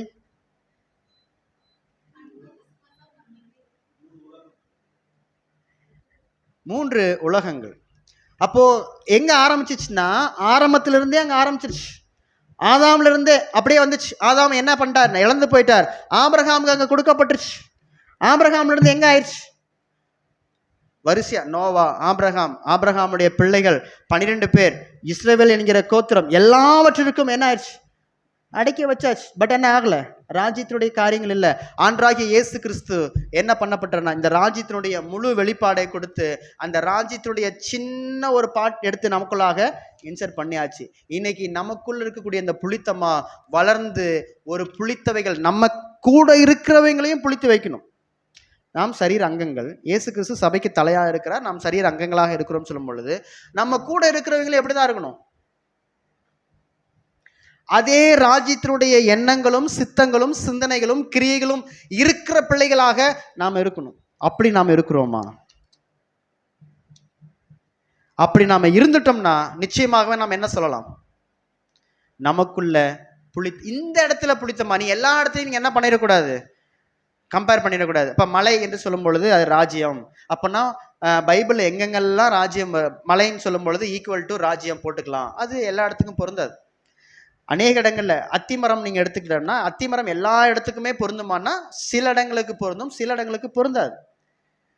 இந்த மாதிரி தான். அப்போ இந்த இடத்துல புளித்தமா இந்த இடத்துல என்ன ஒரு விஷயத்திற்காக அங்க பேசுறாருங்கிறத நம்ம என்ன பண்ணோம்னா அண்டர்ஸ்டாண்ட் நம்ம பண்ணிட்டோம்னாவே நம்ம என்ன பண்ணிக்கலாம்னா புரிஞ்சு கொள்ளலாம். அப்போ அந்த மாவு வரைக்கும் புளித்தமா புளிக்கும் வரைக்கும் என்று சொல்லும் பொழுது நாம் கூட இருக்கிறவர்களையும் சேர்த்து புளித்த மாவாக்குகிறோமா? அல்லது நம்ம கூட இருக்கிற, அதான் சொல்லுவாங்கல்ல உலகத்துல என்ன சொல்லுவாங்க, பூவோட சேர்ந்த நாரும் மணக்கும் சொல்லுவாங்க. அப்ப நார் கண்டிப்பா மணக்காது, அதோடைய குணம் தான் காட்டும். ஆனா பூவுக்கு இருந்தக்கூடிய அதே விஷயங்கள் இன்னொரு உலகத்துல இன்னொரு பழமொழி உண்டு, உன் நண்பனை சொல்லு நீ யார் என்று சொல்கிறேன். அப்படின்னு அர்த்தம். நம்ம கூட இருக்கிறவங்களை நாம எப்படி வச்சிருக்கிறோம்? கூட இருக்கிறவர்கள் எப்பேற்பட்ட நட்பு நமக்குள்ளாக இருக்குது? உலகத்தோடு நட்பு நம்ம அதிகமாக வச்சிருக்கிறோமா? அப்படி அந்த நட்பு வச்சிருந்தாலும் அவர்களை நம்ம கடவுளுடைய திட்டத்திற்குள்ளாக நம்ம கொண்டு வந்ததற்கு அட்லீஸ்ட் ஒரு விதையாவது நம்ம மற்றவர்களுக்கு கொடுத்துருக்கிறோமா? அந்த புளிப்பு மற்றவர்களுக்கு ஒரு பிரயோஜனமுள்ள ஒரு புளிப்பாக இருக்குதா? அது அவர்களை சாப்பிடுவதற்காக ஒரு புளிப்பாக அங்கே இருக்குதா? நாம் நடமாடும் நிருபங்களாக நாம் இருக்கிறோமா? இதை நாம் என்ன பண்ணோம்னா இந்த 2 உவமை, நிறைய உவமைகள் நாம் எடுத்துக்கலாம்.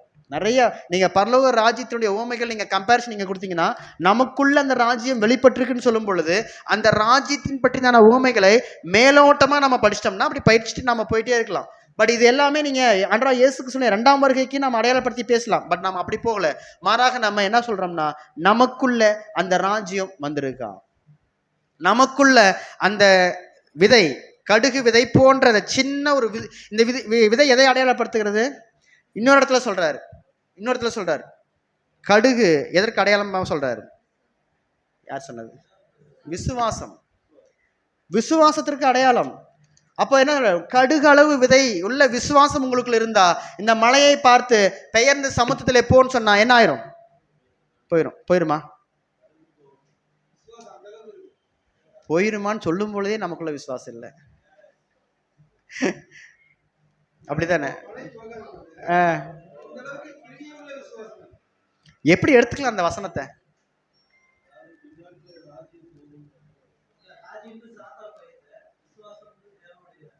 சிம்பிளா என்னன்னா உங்களுக்குள்ள சின்ன பாயிண்ட் உங்களுக்குள்ள வந்தா போதும். உங்களுக்கு முன்னாடி இருக்கக்கூடிய எவ்வளவு பெரிதான ஒரு பிரச்சனையா இருந்தாலும் அது உங்களை விட்டு கடந்து போயிடும். சமுத்திரம் எதை குடிக்குது? உலகத்துக்கு உள்ளாக போயிடும். அது உங்களை கடந்து போயிடும். அது எப்பேற்பட்ட இந்த இடத்துல மழை இல்லை, ராஜ்யத்தை தான் அடையாளப்படுத்தணும். இல்லை பிரதர் நீங்கள் தப்பாக சொல்லிட்டீங்க, ஈக்குவல் பண்ணலை, நீங்கள் அடையாளத்தை நீங்கள் தப்பாக போட்டீங்க அப்படின்னு போட்டோம்னா நம்ம என்ன பண்ண முடியாது, தப்பாக தான் நமக்கு கிடைக்கும் அவுட்புட்டு.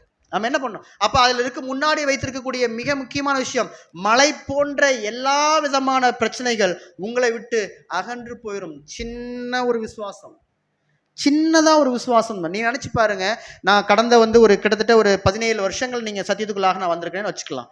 ஒவ்வொரு ஆண்டுகளும் ஒவ்வொரு விஷயங்களும் கடவுள் என்னை வழிநடத்தின விஷயங்களை நான் யோசிச்சு பார்க்கும் பொழுது ஜஸ்ட் நான் ரிவைண்ட் பண்ணி பார்த்தாவே அந்த விசுவாசம் எப்படி இருந்துச்சுன்னே என்னால் சொல்ல முடியாது. அந்த விசுவாசம் எப்படி கடவுள் என்னை வழி நடத்தினார், நான் எப்படி இன்னும் நான் இந்த சத்தியத்துக்குள்ளாக வந்து நிற்கிறேன், எப்படி நான் உங்களுக்கு முன்பாக நான் பேசுகிறேன்னு சொல்லும் பொழுது என்னால் யூகிக்கவே முடியாது. அந்த விசுவாசத்தை கடவுள் என்னோடு என்ன பண்ணியிருக்காருன்னா வச்சிருக்கிறார் ஆரம்பத்தில் இருந்து. அதனால தான் இயேசு கிறிஸ்து வெளிப்படுத்தின விஷயத்தில் சொல்லும் பொழுது, ஆரம்பத்தில் இருந்த கொண்ட அன்பை நீ விட்டாய். இந்த விசுவாசம் கொஞ்சம் கொஞ்சமாக நமக்குள்ள வளரணும். அந்த விசுவாசத்தை கடைசி வரைக்கும் நிலைநிறுத்தி நிற்கணும். அதனால தான் அப்போஸ்தலனாகிய பவுல் சொல்றாரு, நான் ஓட்டத்தை முடிச்சிட்டேன், நான் எதை காத்துக்கொண்டேன், விசுவாசத்தை நான் காத்துக்கொண்டேன்.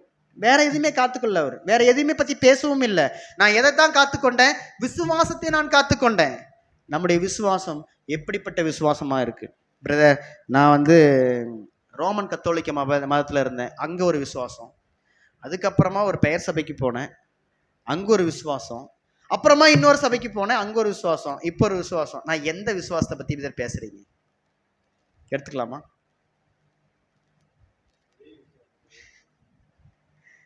எந்த விசுவாசம்?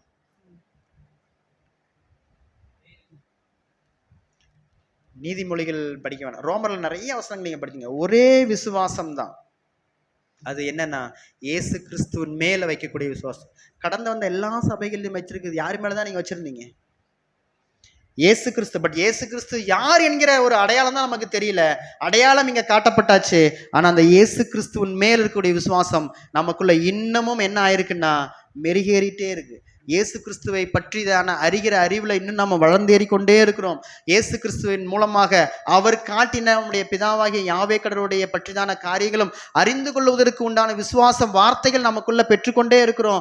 ஒவ்வொரு வாரமும் கன்வென்ஷன் நம்ம கேட்கறதா சரி, ஞாயிற்றுக்கிழமை கூடுகளாக இருந்தும் சரி, மற்ற கூகுள் மீட்டிங்கில் இல்லை மற்ற இடங்களில் நம்ம கேட்கக்கூடிய வசனங்களாகவும் வார்த்தைகளாக இருக்கட்டும் சரி, எல்லா இடங்களிலும் நாம் எதைத்தான் நம்ம மையப்படுத்துகிறோம்னா இயேசு கிறிஸ்து என்கிற விசுவாசத்தை மையப்படுத்தி நம்முடைய அஸ்திபாரத்தை நான் என்ன பண்ணிட்டு இருக்கிறோம்னா மேலோங்கி கட்டிக்கொண்டே இருக்கிறோம். இதுதாங்க இருக்கு. சரி, இது உவமைகள் நம்ம பார்க்கிறோம். பல தீர்க்க தரிசனங்கள் கூட இதே விஷயங்கள் தான். பழைய ஏற்பாட்டில் கூட இந்த தீர்க்க தரிசனம் நம்ம பார்த்த ஒரு தீர்க்க தரிசனம் தான். ஏன்னா நம்ம எது என்ன பண்ணோம்னா வரப்போகிற 5ஆம் உலக பேரரசுன்னு சொல்லிட்டு ஒரு விஷயத்தை நம்ம பார்ப்போம். எதை பார்ப்போம்னா அது தானியேல் சொன்ன அந்த தீர்க்க தரிசனம், அதாவது பெரிய பொற்சிலை. ஏன்னா நம்ம படிக்கலாம், படிச்சோம்னா நிறைய வசனங்கள் நம்ம படிக்க வேண்டாம். அப்ப அங்க என்ன இருக்கு, தானியேல் நேபுகாத்நேசர் என்ன பண்றாருன்னா ஒரு பெரிய பொற்சிலையை அங்க பாக்குறாரு. கண்ட தலை நீர் தான், அதற்கு பின்பாக வரக்கூடிய ராஜ்யம், அதுக்கப்புறமாக மேதோ பெர்ஷியா வராங்க, அப்புறம் கிரேக்க சாம்ராஜ்யம் வராங்க, ரோம் சாம்ராஜ்யம் வராங்க, அதுக்கப்புறமாக 10 கால்விரல்கள், களிமண்ணும் இரும்பும் கலந்த கால்விரல்கள், ரோம சாம்ராஜ்யமும் மற்ற ராஜ்யங்களும் சேர்ந்து இருக்கக்கூடிய ராஜ்யங்கள். நான் பார்த்து கொண்டிருக்கும் போதே கைகளால் பெயர்க்கப்படாத ஒரு கல் என்ன ஆயிடுச்சுன்னா அந்த சிலையில அந்த பாதத்துல மோதிச்சு. மோதின கல்லோ வென்றால் போய் உட்கார்ந்துருச்சு. அது என்னாச்சு, சிலை சுக்குநரமா போச்சு. அந்த கல் சின்ன கல்லு, அந்த கல் என்ன ஆயிடுச்சா, வசனம் நீங்க படிச்சீங்கன்னா உங்களுக்கு தெரியும். அது என்னாச்சுன்னா கொஞ்சம் கொஞ்சமாய் மாறி ஒரு பெரிய கல்லாகி பெருவதைய பர்வதமாய் மாறிடுச்சு. இதுக்கு நமக்கு தெரியும், இதோடைய அர்த்தங்கள் நமக்கு புரியும். ஆனா இந்த இடத்துல நீங்க அப்ளை பண்ணி பாருங்க. இப்ப நமக்குள் வைக்கப்பட்ட அந்த ராஜ்யத்துக்குள்ளாக நீங்க அப்ளை பண்ணி பாருங்க. அப்ப அந்த கல் எதை குறிக்குதுன்னா, அந்த சிறிய கல் எதை குறிக்குது? வசனம், கடவுளுடைய வார்த்தை, நமக்குள்ளாக விதைக்கப்பட்ட அந்த விஷயம். இது முழுக்க இந்த 5ஆம் உலக பேரரசு முழுக்க வசனமே நமக்கு வரப்போகக்கூடிய ஒரு ராஜ்யம். ஆனா அதற்கு முன்பாகவே என்ன ஆயிடுச்சு, நமக்குள்ளாக இந்த சின்ன கல் எதை குறிக்குது? இயேசு கிறிஸ்துவினுடைய வசனத்தை அங்க குறிக்குது. சின்ன கல் நமக்குள்ளாக விதைக்கப்பட்டிருக்கு. அந்த விதைக்கப்பட்ட அந்த கல் கொஞ்சம் கொஞ்சமாக வளர்ந்து ஒரு பெரிய பர்வதமாக, ஒரு பெரிய கல்லாக, ஒரு பாறையாக, கண்மலையாக நமக்குள்ளாக இருக்கு. அதனால தான் அப்போஸ்தலனாகிய பவுல் சொல்றாரு, நான் கிறிஸ்து எனக்குள் உருவாகும் அளவும் நான் என்ன பண்றேன், கர்ப்ப வேதனைப்படுகிறேன். குழந்தை எப்படி உருவாகும்? எடுத்த உடனேயே 10 மாசத்துலயே பிள்ளையா மாறிடுமா? அது எப்படி உருவாகும்? அது உருவாகினது தாய்க்கே என்ன பண்ண முடியாது, தெரியாது. அவங்களுக்கே எத்தனை நாள் கழிச்சு தெரியும்னா 15 நாள்ல இருந்து 1 மாசம் கழிச்சு தான் தாய்க்கே தெரியும் தனக்குள்ளாக ஒரு சேய் உருவாகுது என்று. அது எப்படி ஆகும்னா கொஞ்சம் கொஞ்சமாக உருவாக்கி அது 9 மாதம் கழித்து 10வது மாதத்துல என்ன ஆகும்? பிள்ளை பிறக்கும். அதுதான் அப்போஸ்தலனாகிய பவுல் சொல்றார், எனக்குள்ள கிறிஸ்து உருவாகும் அளவும் நான் கர்ப்ப வேதனைப்படுகிறேன். இதே விஷயம்தான். இந்த கர்ப்ப வேதனையாகிய கல், சின்ன கல் நமக்குள்ளாக கிறிஸ்து என்னும் கல், கிறிஸ்து என்னும் வசனம், அவருடைய சத்தியம் என்கிற வசனம் நமக்குள்ளாக விதைக்கப்பட்டு அந்த கல் கொஞ்சம் கொஞ்சமா பெரிய பருவதமாகி ஒரு கர்ப்பவதியினுடைய முடிவு பிள்ளை பேரு என்கிற அந்த ஒரு நிலைமைக்குள்ளாக கடந்து வருகிறோம். இந்த பிள்ளை பேருங்கிறது எதை அடையாளப்படுத்துகிறதுனா ராஜ்யத்தினுடைய ஸ்டார்டிங் பாயிண்ட். அதற்கு வரைக்கும் நமக்குள்ளாக உருவாகணும், நமக்குள்ளாக கிறிஸ்து உருவாகணும். வெளியில பிள்ளை வந்துருச்சுன்னா என்ன ஆயிடுச்சு? Completion work. அப்படின்னா என்னன்னா 1000 ஆண்டு அரசாட்சி அங்க ஆரம்பம் ஆயிடுச்சு, நமக்கு அங்க வேலை இல்லை, உலகத்தின் மத்தியில நமக்கு அங்க வேலை இல்லை. இதைத்தான் என்ன பண்ணப்பட்டிருக்குன்னா இங்க அடையாளப்படுத்தப்படுகிறது. அப்போ அந்த தீர்க்க தரிசனம் நம்மோடு சேர்ந்து ஆவிக்குரிய பிரகாரமாக நம்ம என்ன பண்ணோம்னா அப்ளை பண்ணும் பொழுது நமக்கு ஒரு அடையாளம் கண்டுபிடிக்க முடியும். இது தானியேல் 2ல் நீங்க படிக்கிறோம். அதே விஷயங்கள் இன்னொரு இடத்துலையும் கூட ஒரு சில வசனங்கள் நீங்க படிங்க. சங்கீதம் 118:22 படிங்க.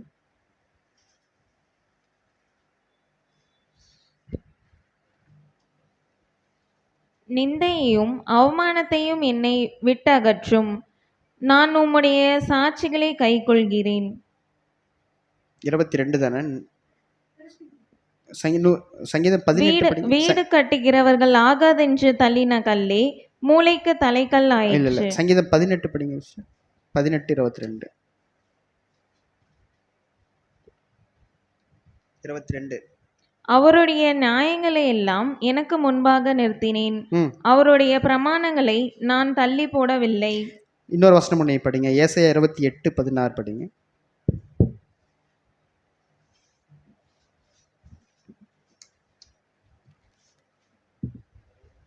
ஆதலால் கர்த்தராகிய ஆண்டவர் உரைக்கிறதாவது, இதோ அஸ்திபாரமாக ஒரு கல்லை நான் சீயோனிலே வைக்கிறேன், அது பரிச்சிக்கப்பட்டதும் விலையேற பெற்றதும் திட அஸ்திபாரம் உள்ளதுமான மூளைக்கல்லா இருக்கும். பாருங்க, அப்ப ஏற்கனவே சங்கீதம் 118 தான். சரி, 118:22 அது அஸ்திபாரமாகிய மூளைக்கல். இந்த இடத்துல வீடு கட்டுகிறவர்களுடைய மூளைக்கல், இன்னொரு இடத்துல வீடு கட்டுகள் ஆகாது என்று தள்ளின புறக்கணித்த அந்த கல்.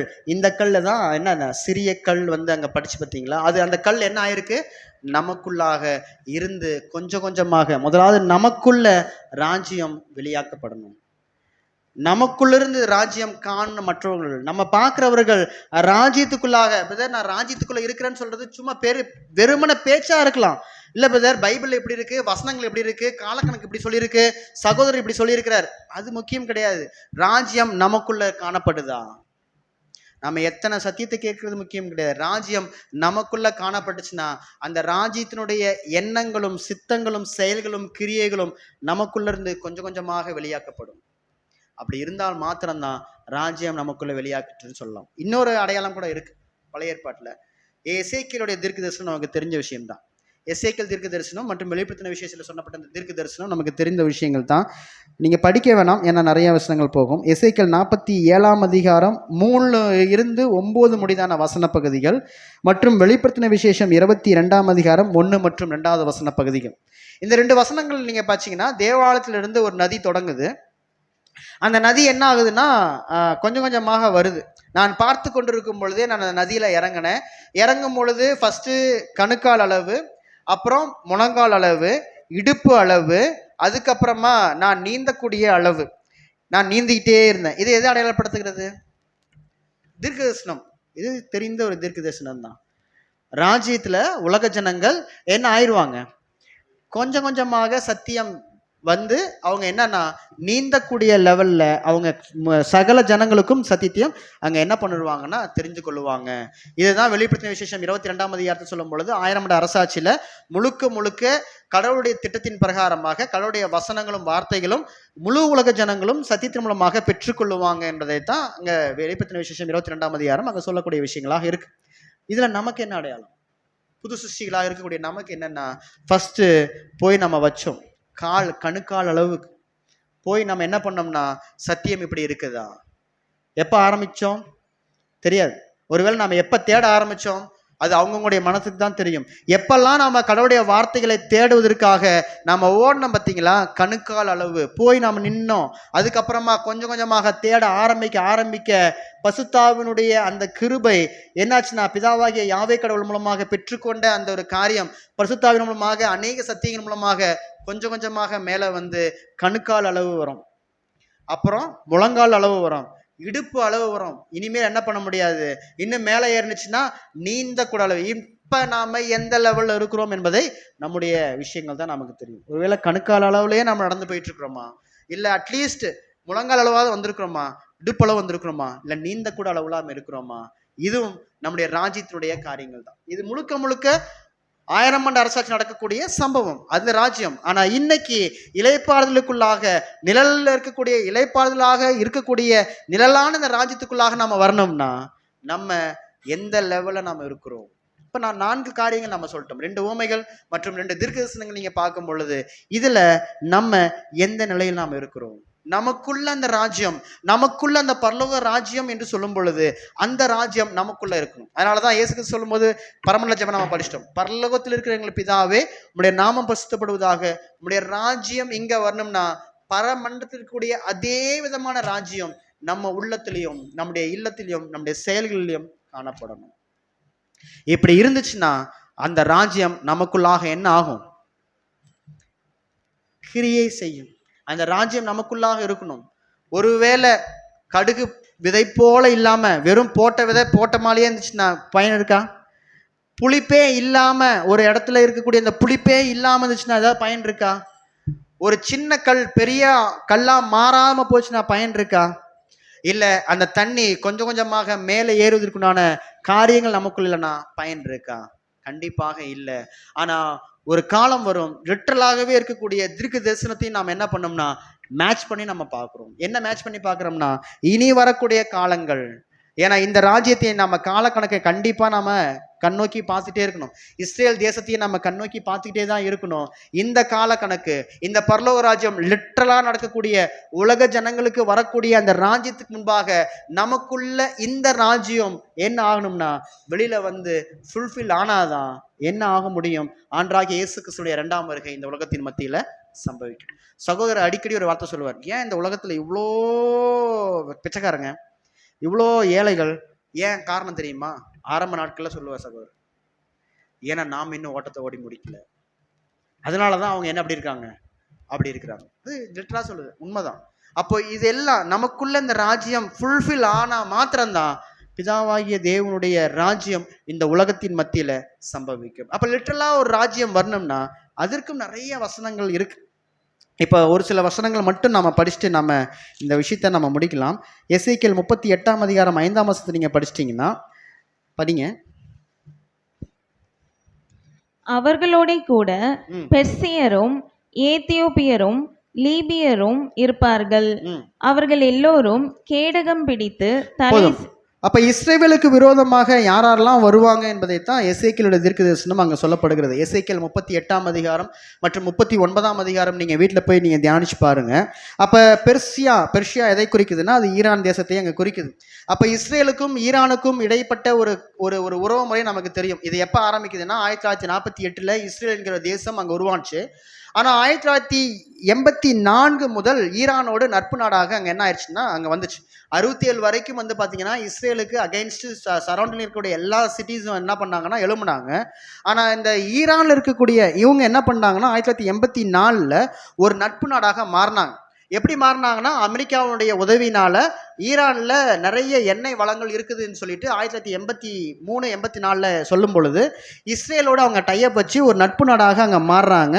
1978 இருந்து, அதாவது ஏன் அப்படி மாறுறாங்கன்னா 1978 வந்து பார்த்தீங்கன்னா மன்னராட்சி ஈரானுக்குள்ள நடந்துச்சு. மன்னராட்சி நடந்துட்டு அப்படியே வரும்பொழுது ரஷ்யா உடைய துணையோடு என்ன பண்ணுறாங்கன்னா அப்படியே தொடர்ந்து அங்கே வர்றாங்க. வந்து ஈரானோடு இஸ்ரேல் என்ன பண்ணுறாங்கன்னா அங்கே ஜாயின் பண்ணி போகிறாங்க. அப்போ இந்த ஈரானோடு ஜாயின் பண்ணி போகும் பொழுது இந்த பெர்ஷிய தேசம் எதை பற்றி பேசுனா, தானியேல்ல நீங்கள் படிக்கலாம், ஆதியாகமத்திலிருந்து இந்த பெர்ஷிய தேசத்தை பற்றி அங்கே பேசிப்பட்டிருக்கு. ஏன்னா பெர்ஷியாவுக்கும் இஸ்ரேலுக்கும் நல்ல ஒரு உறவு முறை அங்கே இருந்துட்டு வந்துட்டே இருந்துச்சு. எப்போ? ஆதியாகமத்திலிருந்து. இதே நீங்கள் படிச்சிட்டிங்கன்னா தானியேல் 8ஆம் அதிகாரம் 20ஆம் வசனம் நீங்கள் படிச்சிங்கன்னா இந்த பெர்ஷியா தேசம் யாருன்னா, தானியேல் 8:20 படிங்க. நீ கண்ட 2 கொம்புள்ள ஆட்டுக்கடா மேதியா பெர்ஷியா தேசங்களின் ராஜாக்கள். ஆமாம், இந்த மேதியா பெர்ஷியா, இந்த பெர்ஷியா நமக்கு தெரியும். ஏன்னா தானியேல் கண்ட அந்த சிலையில வராரு பார்த்தீங்களா, மேதியா தேசம் வேற, பெர்ஷியா தேசங்கிறது வேற. இந்த பெர்ஷியா தேசம் யாருன்னா அது ஈரானை அங்க அடையாளப்படுத்துகிறதாக அங்க இருக்கிறது. அது மாத்திரம் இல்ல, தானியேல் வந்து ஒரு தீர்க்கதரிசனம் காண்றார். என்ன காண்றார்னா, நான் 7ஆம் தேசத்திலே நான் இருக்கும் போதுன்னு சொல்றார். இந்த 7ஆம் தேசம் எதைத்தான் குறிக்குதுன்னா அதுவும் இந்த ஈரானை தான் அங்க குறிக்கிறதாக அங்க இருக்குது. அது மாத்திரமல்ல, இந்த பெர்ஷியா தேசம் பத்தி நமக்கு தெரியும் பொழுது நமக்கு தெரிஞ்சிருக்கக்கூடிய ராஜா யார் தெரியுங்களா? பெர்ஷியா தேசத்தின் அதிபதி என்னோட யுத்தம் பண்ண அங்க வராருன்னு நம்ம படிக்கிறோம். ஞாபகம் இருக்குங்களா? இல்லை ஏதாவது நான் பாட்டு சொல்லிட்டு போயிட்டே இருக்குண்ணா. பெர்ஷியா தேசத்தினுடைய அதிபதி யாரு? கோரேஸ்வரர்.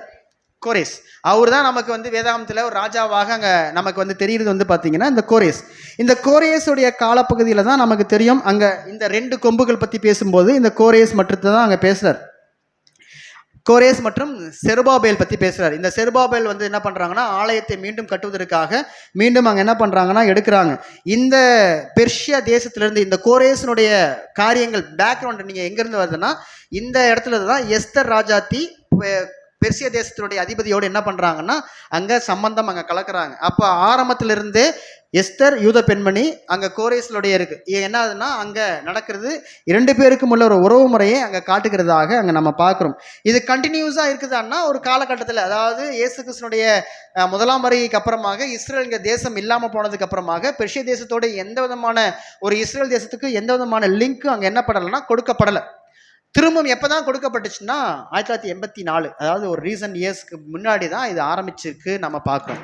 சரி, அப்போது இந்த பிரச்சனை என்ன? ஏன் வந்து ஒரு 2000 வருஷம் தொடர்ந்து காசாவில் மேற்கு கரையில் எப்பொழுதும் இஸ்ரேலுக்கு விரோதமாக சண்டைகள் எழும்பிக்கொண்டே இருக்குது. ஆனால் இந்த ஈரான் எப்படி வந்து இஸ்ரேலுக்கு அகைன்ஸ்டாக இப்போ இருக்கிறாங்க? இப்போ கரண்ட் இயர்ஸில் நீங்கள் பார்த்தீங்கன்னா லாஸ்ட் ஒரு 2013க்கு அப்புறமா தான் என்னாச்சுன்னா ஈரான் என்ன பண்ணுறாங்கன்னா இஸ்ரேலுக்கு அகைன்ஸ்டாக அங்கே போகிறாங்க. இது எல்லாமே இது வந்து கரண்ட் அஃபேர்ஸ்.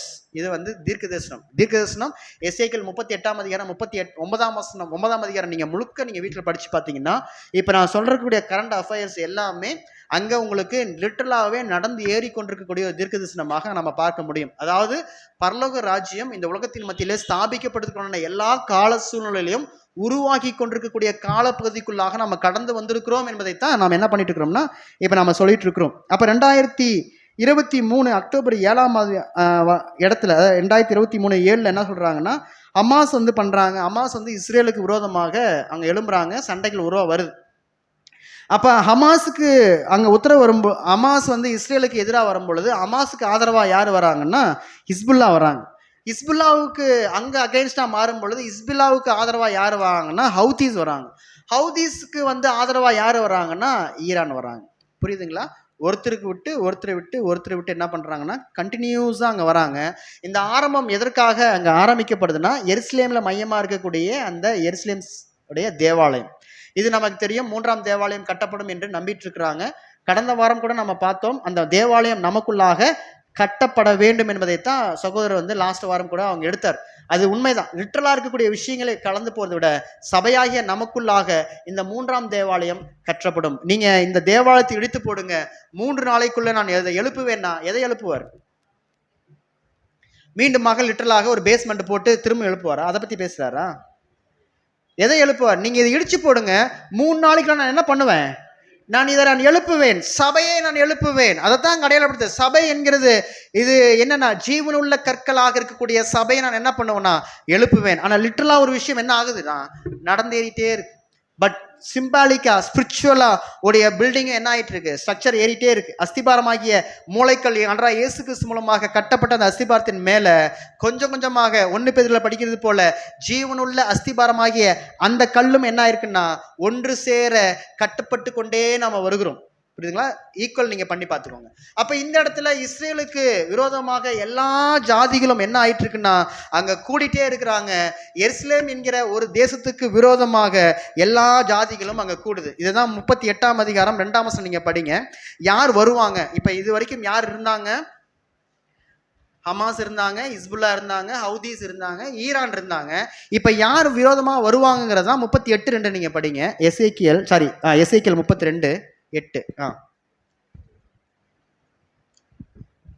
மனுபுத்திரனே, மேசேக் தூபால் ஜாதிகளின் தலைமையான அதிபதியாகிய மாகோகு தேசத்தான கோகுக்கு எதிராக நீ உன் முகத்தை திருப்பி அவனுக்கு விரோதமாக தீர்க்க தரிசனம் உரைத்து சொல்ல வேண்டியது என்னவென்றால், நீங்க நிறைய அதுலயே 39:2 படிங்க. அதுலயே நான் உன்னை திருப்பி உன்னை 6 துறடுகளால் இழுத்து உன்னை வடபுறங்களிலிருந்து எழுப்பவும் இஸ்ரவேல் மலைகளில் வரவும் பண்ணி. உன்னை வடபுறங்களிலிருந்து எழும்பவும் இஸ்ரவேல் மலைகளிலும் வரவும் பண்ணி. இது எதை? அப்போ வடபுறங்கள், இது நீங்கள் இங்கிலீஷில் நீங்கள் படிச்சிங்கன்னா 38:2 மற்றும் 39:2 நீங்கள் படிச்சிங்கன்னா இது என்ன குறிக்குதுன்னா ரோஷ் என்கிற வார்த்தையை அங்கே கொடுக்குறாங்க. ROSHங்கிற வார்த்தை. இந்த ரோஷ்ங்கிற வார்த்தை வடபுறத்திலிருந்து இந்த தேசம் வருமா விரோதமாக. யார் வருவாங்க வடபுறத்திலிருந்துன்னு சொல்லும் பொழுது அது ரஷ்யா. ரஷ்யா என்ன பண்ணுவாங்க? உலகத்திலுடைய எல்லா தேசங்களுக்கும் விரோதமாக எழும்புவாங்க. அவங்களுக்கு யார் வருவாங்கன்னா 38 நம்ம படிக்கிறது போல மாகோகு கோகு அமைப்பு. இந்த 2 பேர் என்ன பண்ணுவாங்கன்னா வருவாங்க. யார் இந்த மாகோகு கோகு? கோகு யாருன்னா அதான் நம்ம படிச்சிட்டோம் 2ஆம் வசனம் 38:2 நம்ம படிக்கும் பொழுது கோகு அது யாரு? ரஷ்யா. மாகோகு மங்கோலியா யாரு? சைனா. அப்போ சைனா மற்றும் அதோ கூட அவங்களுக்கு சப்போர்ட் பண்ணியிருக்கக்கூடிய கண்ட்ரிஸ் இன்னைக்கு யார் சேர போகிறாங்க அந்த தேசத்துக்குள்ளாக? இந்தியா பேச்சுவார்த்தை நடத்திட்டு இருக்கிறாங்க. ஒரு சாதாரண ஒரு ஆயிலுடைய கண்ட்ரிக்காக பேசுகிறாங்க. இது எல்லாமே அகைன்ஸ்டாக போயிட்டு ஒரு குறிப்பிட்ட காலம் வரும் பொழுது எல்லா தேசங்களும் ஒன்று கூடி இஸ்ரேலுக்கு அகைன்ஸ்டாக இருக்கக்கூடிய, அதாவது எப்படி மாறும்னா இஸ்ரேலுக்கு ஆதரவாக இருக்கக்கூடிய கண்ட்ரி இஸ்ரேலுக்கு எதிராக, யூத குலத்திற்கு ஆதரவாக இருக்கக்கூடிய கண்ட்ரிஸ் யூத குலத்திற்கு எதிராக இருக்கக்கூடிய கண்ட்ரிஸ், இது ரெண்டும் என்ன ஆகும்னா ஈக்குவலன்ட் பண்ணி வருவாங்க. வரும் பொழுது இதனுடைய முடிவு என்ன ஆகும்னா கொஞ்சம் கொஞ்சமாக அங்கே வரும். இதுதான் சகரியா 12 நம்ம படிக்கும் பொழுது 12:6 நீங்கள் படிச்சீங்கன்னா சகரியா 12:6. அந்நாளிலே யூதாவின் தலைவரை விறகுக்குள்ளே எரிகிற அக்கினி அடுப்புக்கும் வைக்கோல் கட்டுகளுக்குள்ளே எரிகிற தீ. யூதாவின் தலைவர் இந்த விஷயங்கள் நடக்கும் பொழுது அந்த யூதா தலைவர் இப்ப இருக்கக்கூடியவர் யாருன்னா நெத்தனியாகு. பட் இனிமேல் வரக்கூடியவர் யாரு நமக்கு தெரியாது. பட் அந்த டைம் நடக்கும் பொழுது யூதாவின் தலைவர்களை நான் என்ன பண்ணா விறகுக்குள்ளே எரிகிற அக்கினி அடுப்புக்கும் வைக்கோல் கட்டுகளுக்குள்ளே எரிகிற தீவெட்டிக்கும் ஒப்பாக்குவேன். அவர்கள் வலதுபுறமும் இடதுபுறமாக புறப்பட்டு சுற்றிலும் இருக்கிற எல்லா ஜனங்களையும் பட்சிப்பார். இது கொஞ்சம் நடந்துச்சு ஒரு 2 மாசத்துக்கு முன்னாடி. ஆனா என்ன ஆகும்? வருகிற நாட்கள்ல இந்த தீர்க்க தரிசனம் நிறைவேறும். எருசலேம் திரும்பவும் தன் ஸ்தானமாகிய எருசலேம்ல குடியேற்றப்பட்டிருக்கும். அப்போ லாஸ்ட் டைம்ல வந்து பாத்தீங்கன்னா ட்ரம்ப் வந்து அறிவிப்பு கொடுத்திருந்தார். இது வரைக்கும் இஸ்ரேலுடைய மையம், இஸ்ரேலுடைய தலைநகரம் எதுதான் இருந்துச்சு? டெல் அவிவ் இருந்துச்சு. ஆனா அவர் என்ன பண்ணார்னா போன தடவை அதிபராக இருக்கும் பொழுது இஸ்ரேலுடைய தலைநகரம் ஜெருசலேம் என்று சொல்லிட்டாங்க. ஆனா ஜெருசலேமுடைய பிரச்சனை என்னன்னா ஜெருசலேம் பாலஸ்தீனத்துக்கும் இதுக்கும் சென்டர் பாயிண்ட் ஆக்கிட்டாங்க. அதனால அதை கொண்டாட முடியாது என்று உலக ஜனங்களும் ஐநா சபையும் அங்க சொல்லிருச்சு. ஆனா ட்ரம்ப் என்ன பண்ணிட்டாருன்னா இல்ல எருசலேமுடைய தலைநகரம் கண்டிப்பாக அது இஸ்ரேலுடைய தலைநகரம் அது எருசலேம் தான் என்று அங்க சொல்லிட்டாங்க. ஆனா அந்த கடைசி நாள்ல எருசலேம் திரும்பவும் தன்னுடைய ஸ்தானமாகிய எருசலேம்லே குடியேற்றப்படும். தன் ஸ்தானமாகிய எருசலேம் தலைநகரமாக அங்க மாறும். இதனுடைய காலப்பகுதி இப்ப லிட்டரலா ஜென்ரலா நீங்க கூகுள்ல சர்ச் பண்ணீங்கன்னா கேபிட்டல் ஆஃப் இஸ்ரேல் நீங்க போட்டீங்கன்னா டெல் அவிவ் தான் வரும். பட் இது என்ன ஆகும்னா மாறும். இப்ப உலகத்தின் மத்தியில 2 விஷயங்கள் அங்க போகுது. என்னன்னா 2 ஸ்டேட், 2 விதமான விஷயங்கள். ஒன்று வந்து இஸ்ரேலுக்கு ஆதரவாக இன்னைக்கு இருக்கக்கூடிய G7 மாநாடு அவங்க என்ன பண்ணுறாங்கன்னா இஸ்ரேலுக்கு ஆதரவாக தான் இருக்கிறாங்க. ஆனால் மற்ற நாடுகள் நேட்டோ அமைப்புகள் அவங்களுக்கு விரோதமாக அங்கே இருக்கிறாங்க. இது காலப்போக்கில் என்ன ஆகும்னா இந்த ஒரு விஷயங்கள் 3ஆம் உலக யுத்தத்திற்கு ஆயத்தமாக இருக்கு. இது எல்லாமே நமக்கு ஒரு முன்பாக வைக்கப்பட்டிருக்கக்கூடிய ஒரு எச்சரிப்பு. இது லிட்டரலாக அது நடக்கும், கண்டிப்பாக நடக்கும். ஏன்னா உலக ஜனத்தினுடைய காரியங்கள் நடந்தேறி முடியணும். ஆனால் அதற்கு முன்பாக தேவனுடைய ராஜ்யம், பரலோக ராஜ்யம் நமக்குள்ள காணப்படணும். இன்னைக்கு இதுவரைக்கும் நம்ம பார்த்த விஷயங்கள் எதுக்காகனா இந்த ராஜ்யம் நமக்குள்ள இருக்கா. இப்போ சிம்பிளாக சொல்லும்போது, மேட்டூர்ல இருந்து தண்ணி திறக்கிறாங்க, கரையோரங்கள்லாம் என்ன சொல்றாங்க, எல்லாரும் வெள்ளம் வரப்போது எழும்புறாங்க. நம்மளுடைய எச்சரிப்பு என்னன்னா, எல்லாமே நடந்தேறுகிறது, நம்ம ஆயத்தமா இருக்கிறோமா? இந்த தண்டனைகளிலிருந்து தப்பித்துக் கொள்வதற்கு நம்மை நாமே ஆயத்தமாகுவதற்கு நாம் இருக்கிறோமா? இதைத்தான் நம்ம அப்ப ராஜ்யம் சொல்லும் பொழுது, அந்த ராஜ்யம் நமக்குள்ள காணப்படணும். அந்த ராஜ்யம் பலவந்தம் பண்ணப்படுகிறதாக இருக்கணும். அந்த ராஜ்யத்திற்குள்ளாக நாமளும் ஒரு அங்கத்தினர்களாக இந்த ராஜ்யம் நமக்குள்ள முழுமையாக்கப்பட்டு அது செயல்முறைப்படுத்தப்பட்டு நிவர்த்தி செய்யப்பட்டு அந்த ராஜ்யத்திற்குள்ளாக இருக்கக்கூடிய ஒரு ஆட்களாக ஒரு சபையினுடைய ஒரு அங்கத்தினராக மாறணும்னா நமக்குள்ள அந்த ராஜ்யம் கொஞ்சம் கொஞ்சமாக வளர்ந்தேறி ஒரு முழுமை பெறணும். காலங்கள் நாம கடந்து வந்தாச்சு பிரதர், இனிமேல் காலம் இருக்கு. இல்லை என்னுடைய பிள்ளைகளுக்கு அப்புறமாக எல்லா விஷயங்களும் நான் பண்ணி முடிச்சிட்டேன்னா நான் ஃப்ரீ ஆயிடுவேன் பிரதர். இல்லை எனக்கு இருக்கக்கூடிய சில பொறுப்புகள் இருக்கு, நான் அதுக்கப்புறம் ஃப்ரீ ஆயிடுவேன். காலம் நமக்கு இல்லை. கொடுக்கப்பட்ட காலத்திற்குள்ளாக கடவுளுக்கு சித்தத்தினுடைய காரியங்களை நம்ம வாழும் பொழுது மாத்திரம்தான் கடவுள் நம்மை ஆசீர்வதித்து அந்த ராஜ்யம் நமக்குள்ள உருவாவதற்கு கடவுள் நம்மோடு கூட இருந்து வழி நடத்த முடியும். அதை நம்ம சிந்தித்து செயல்படுத்தும் போது மாத்திரம்தான் நம்ம மற்ற காரியங்கள் நாம் என்ன பண்ண முடியும்னா செய்களாக இருக்க முடியும். ஒரு சில வசனங்கள் மட்டும் நம்ம படிக்கலாம். மத்தேயு 12ஆம் அதிகாரம் 28.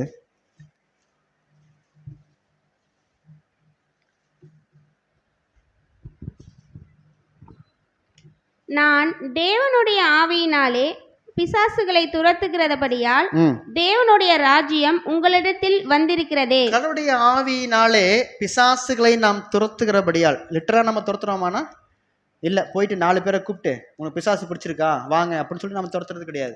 லிட்டரலா நமக்குள்ள நமக்கு விரோதியாக எழும்புகிற துரைத்தனத்தினுடைய எல்லா விதமான பொல்லாங்கன் எழும்புகிற எல்லா சகல ஆயுதங்கள் நமக்கு முன்பாக வைக்கப்பட்டிருந்தாலும் நாம் என்ன பண்றோம்னா நம்ம கேடயம் பிடிச்சு சர்வாயுத வர்க்கங்களை தரித்து கொண்டவர்களாக அவனுக்கு விரோதமாக நாம் என்ன பண்ணிட்டு இருக்கிறோம்னா போராடுகளாக நம்ம இருக்கிறோம்னா அப்ப சொல்றாரு நமக்குள்ள ராஜ்யம் இருக்கு. இன்னொரு வசனம் நீங்க படிங்க, ரோமர் 14:7 சரி 14:17.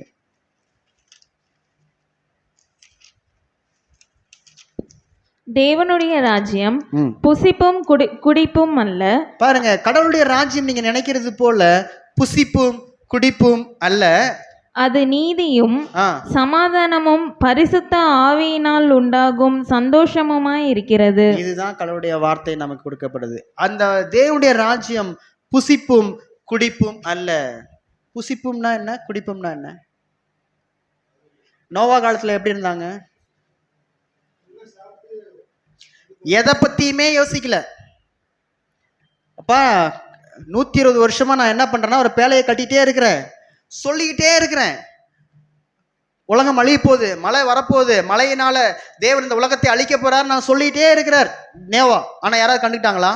நோவா காலத்தில் நடந்தது எப்படியோ அப்படியே மனுஷகுமாரிய காலத்திலும் நடக்கும்.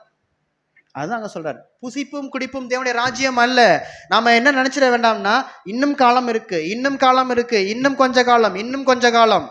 கண்டிப்பாக அவர் தாமதிக்கிறது எதுக்காகனா நம்மை சீர்படுத்தி ஸ்திரப்படுத்தி நிலைநிறுத்துவதற்காகவே அவர் தாமதிக்கிறாரே தவிர வேற ஒன்றுக்குமே இல்லை.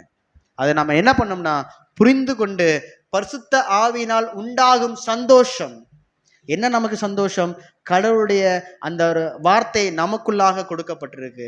அந்த சந்தோஷத்துக்குள்ளாக நம்ம பிரவேசித்திருக்கிறோம். தேவனுடைய ஆவி எனக்குள்ள இருக்கு. நான் மற்றவர்களுக்கு சுவிசேஷத்தை அறிவிக்க, எப்படி இயேசு கிறிஸ்து சொன்னார் பார்த்தீங்களா, நான் துயரப்படுகிறவர்களுக்கு என்னன்னா ஆனந்த தைலத்தை எனக்கு கொடுத்திருக்கிறான்னு சொல்லிட்டு அவர் தேவாலயத்தில் அவர் ஏசாயா நிருபத்தை எடுத்து வாசித்தது போல நமக்கு கொடுக்கப்பட்ட அந்த பரிசுத்த ஆவியினுடைய காரியத்தை நம்ம பெற்றுக்கொண்டு அதை சந்தோஷத்தோடு நம்ம பெற்றுக்கொண்டு வழிநடத்தப்படும் பொழுது இந்த ராஜ்யத்தினுடைய காரியங்கள் நமக்குள்ள ஸ்பிரிட் ஆகும். ஒரு வசனங்கள் முடிச்சுட்டு நம்ம முடிக்கலாம். 1 கொரிந்தியர் புஸ்தகம் 4ஆம் அதிகாரம் 20வது வசனம் நீங்க படிங்க. 1 கொரிந்தியர் 4:20. தேவனுடைய ராஜ்யம் பேச்சிலே அல்ல பலத்திலே உண்டாயிருக்கிறது.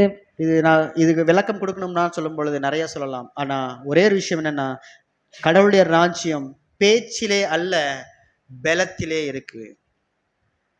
ராஜ்யம் நம்ம பேசிக்கிட்டே இருக்கிறதாக அல்ல, பலம், கிரியை, நம்ம இருக்கக்கூடிய எல்லா விதமான காரியங்கள் நமக்குள்ளாக இருக்கு. கடவுள் தாமே இந்த ஒரு வார்த்தையோடு கூட நம்மை ஆசீர்வதித்து வழி நடத்துவாராக.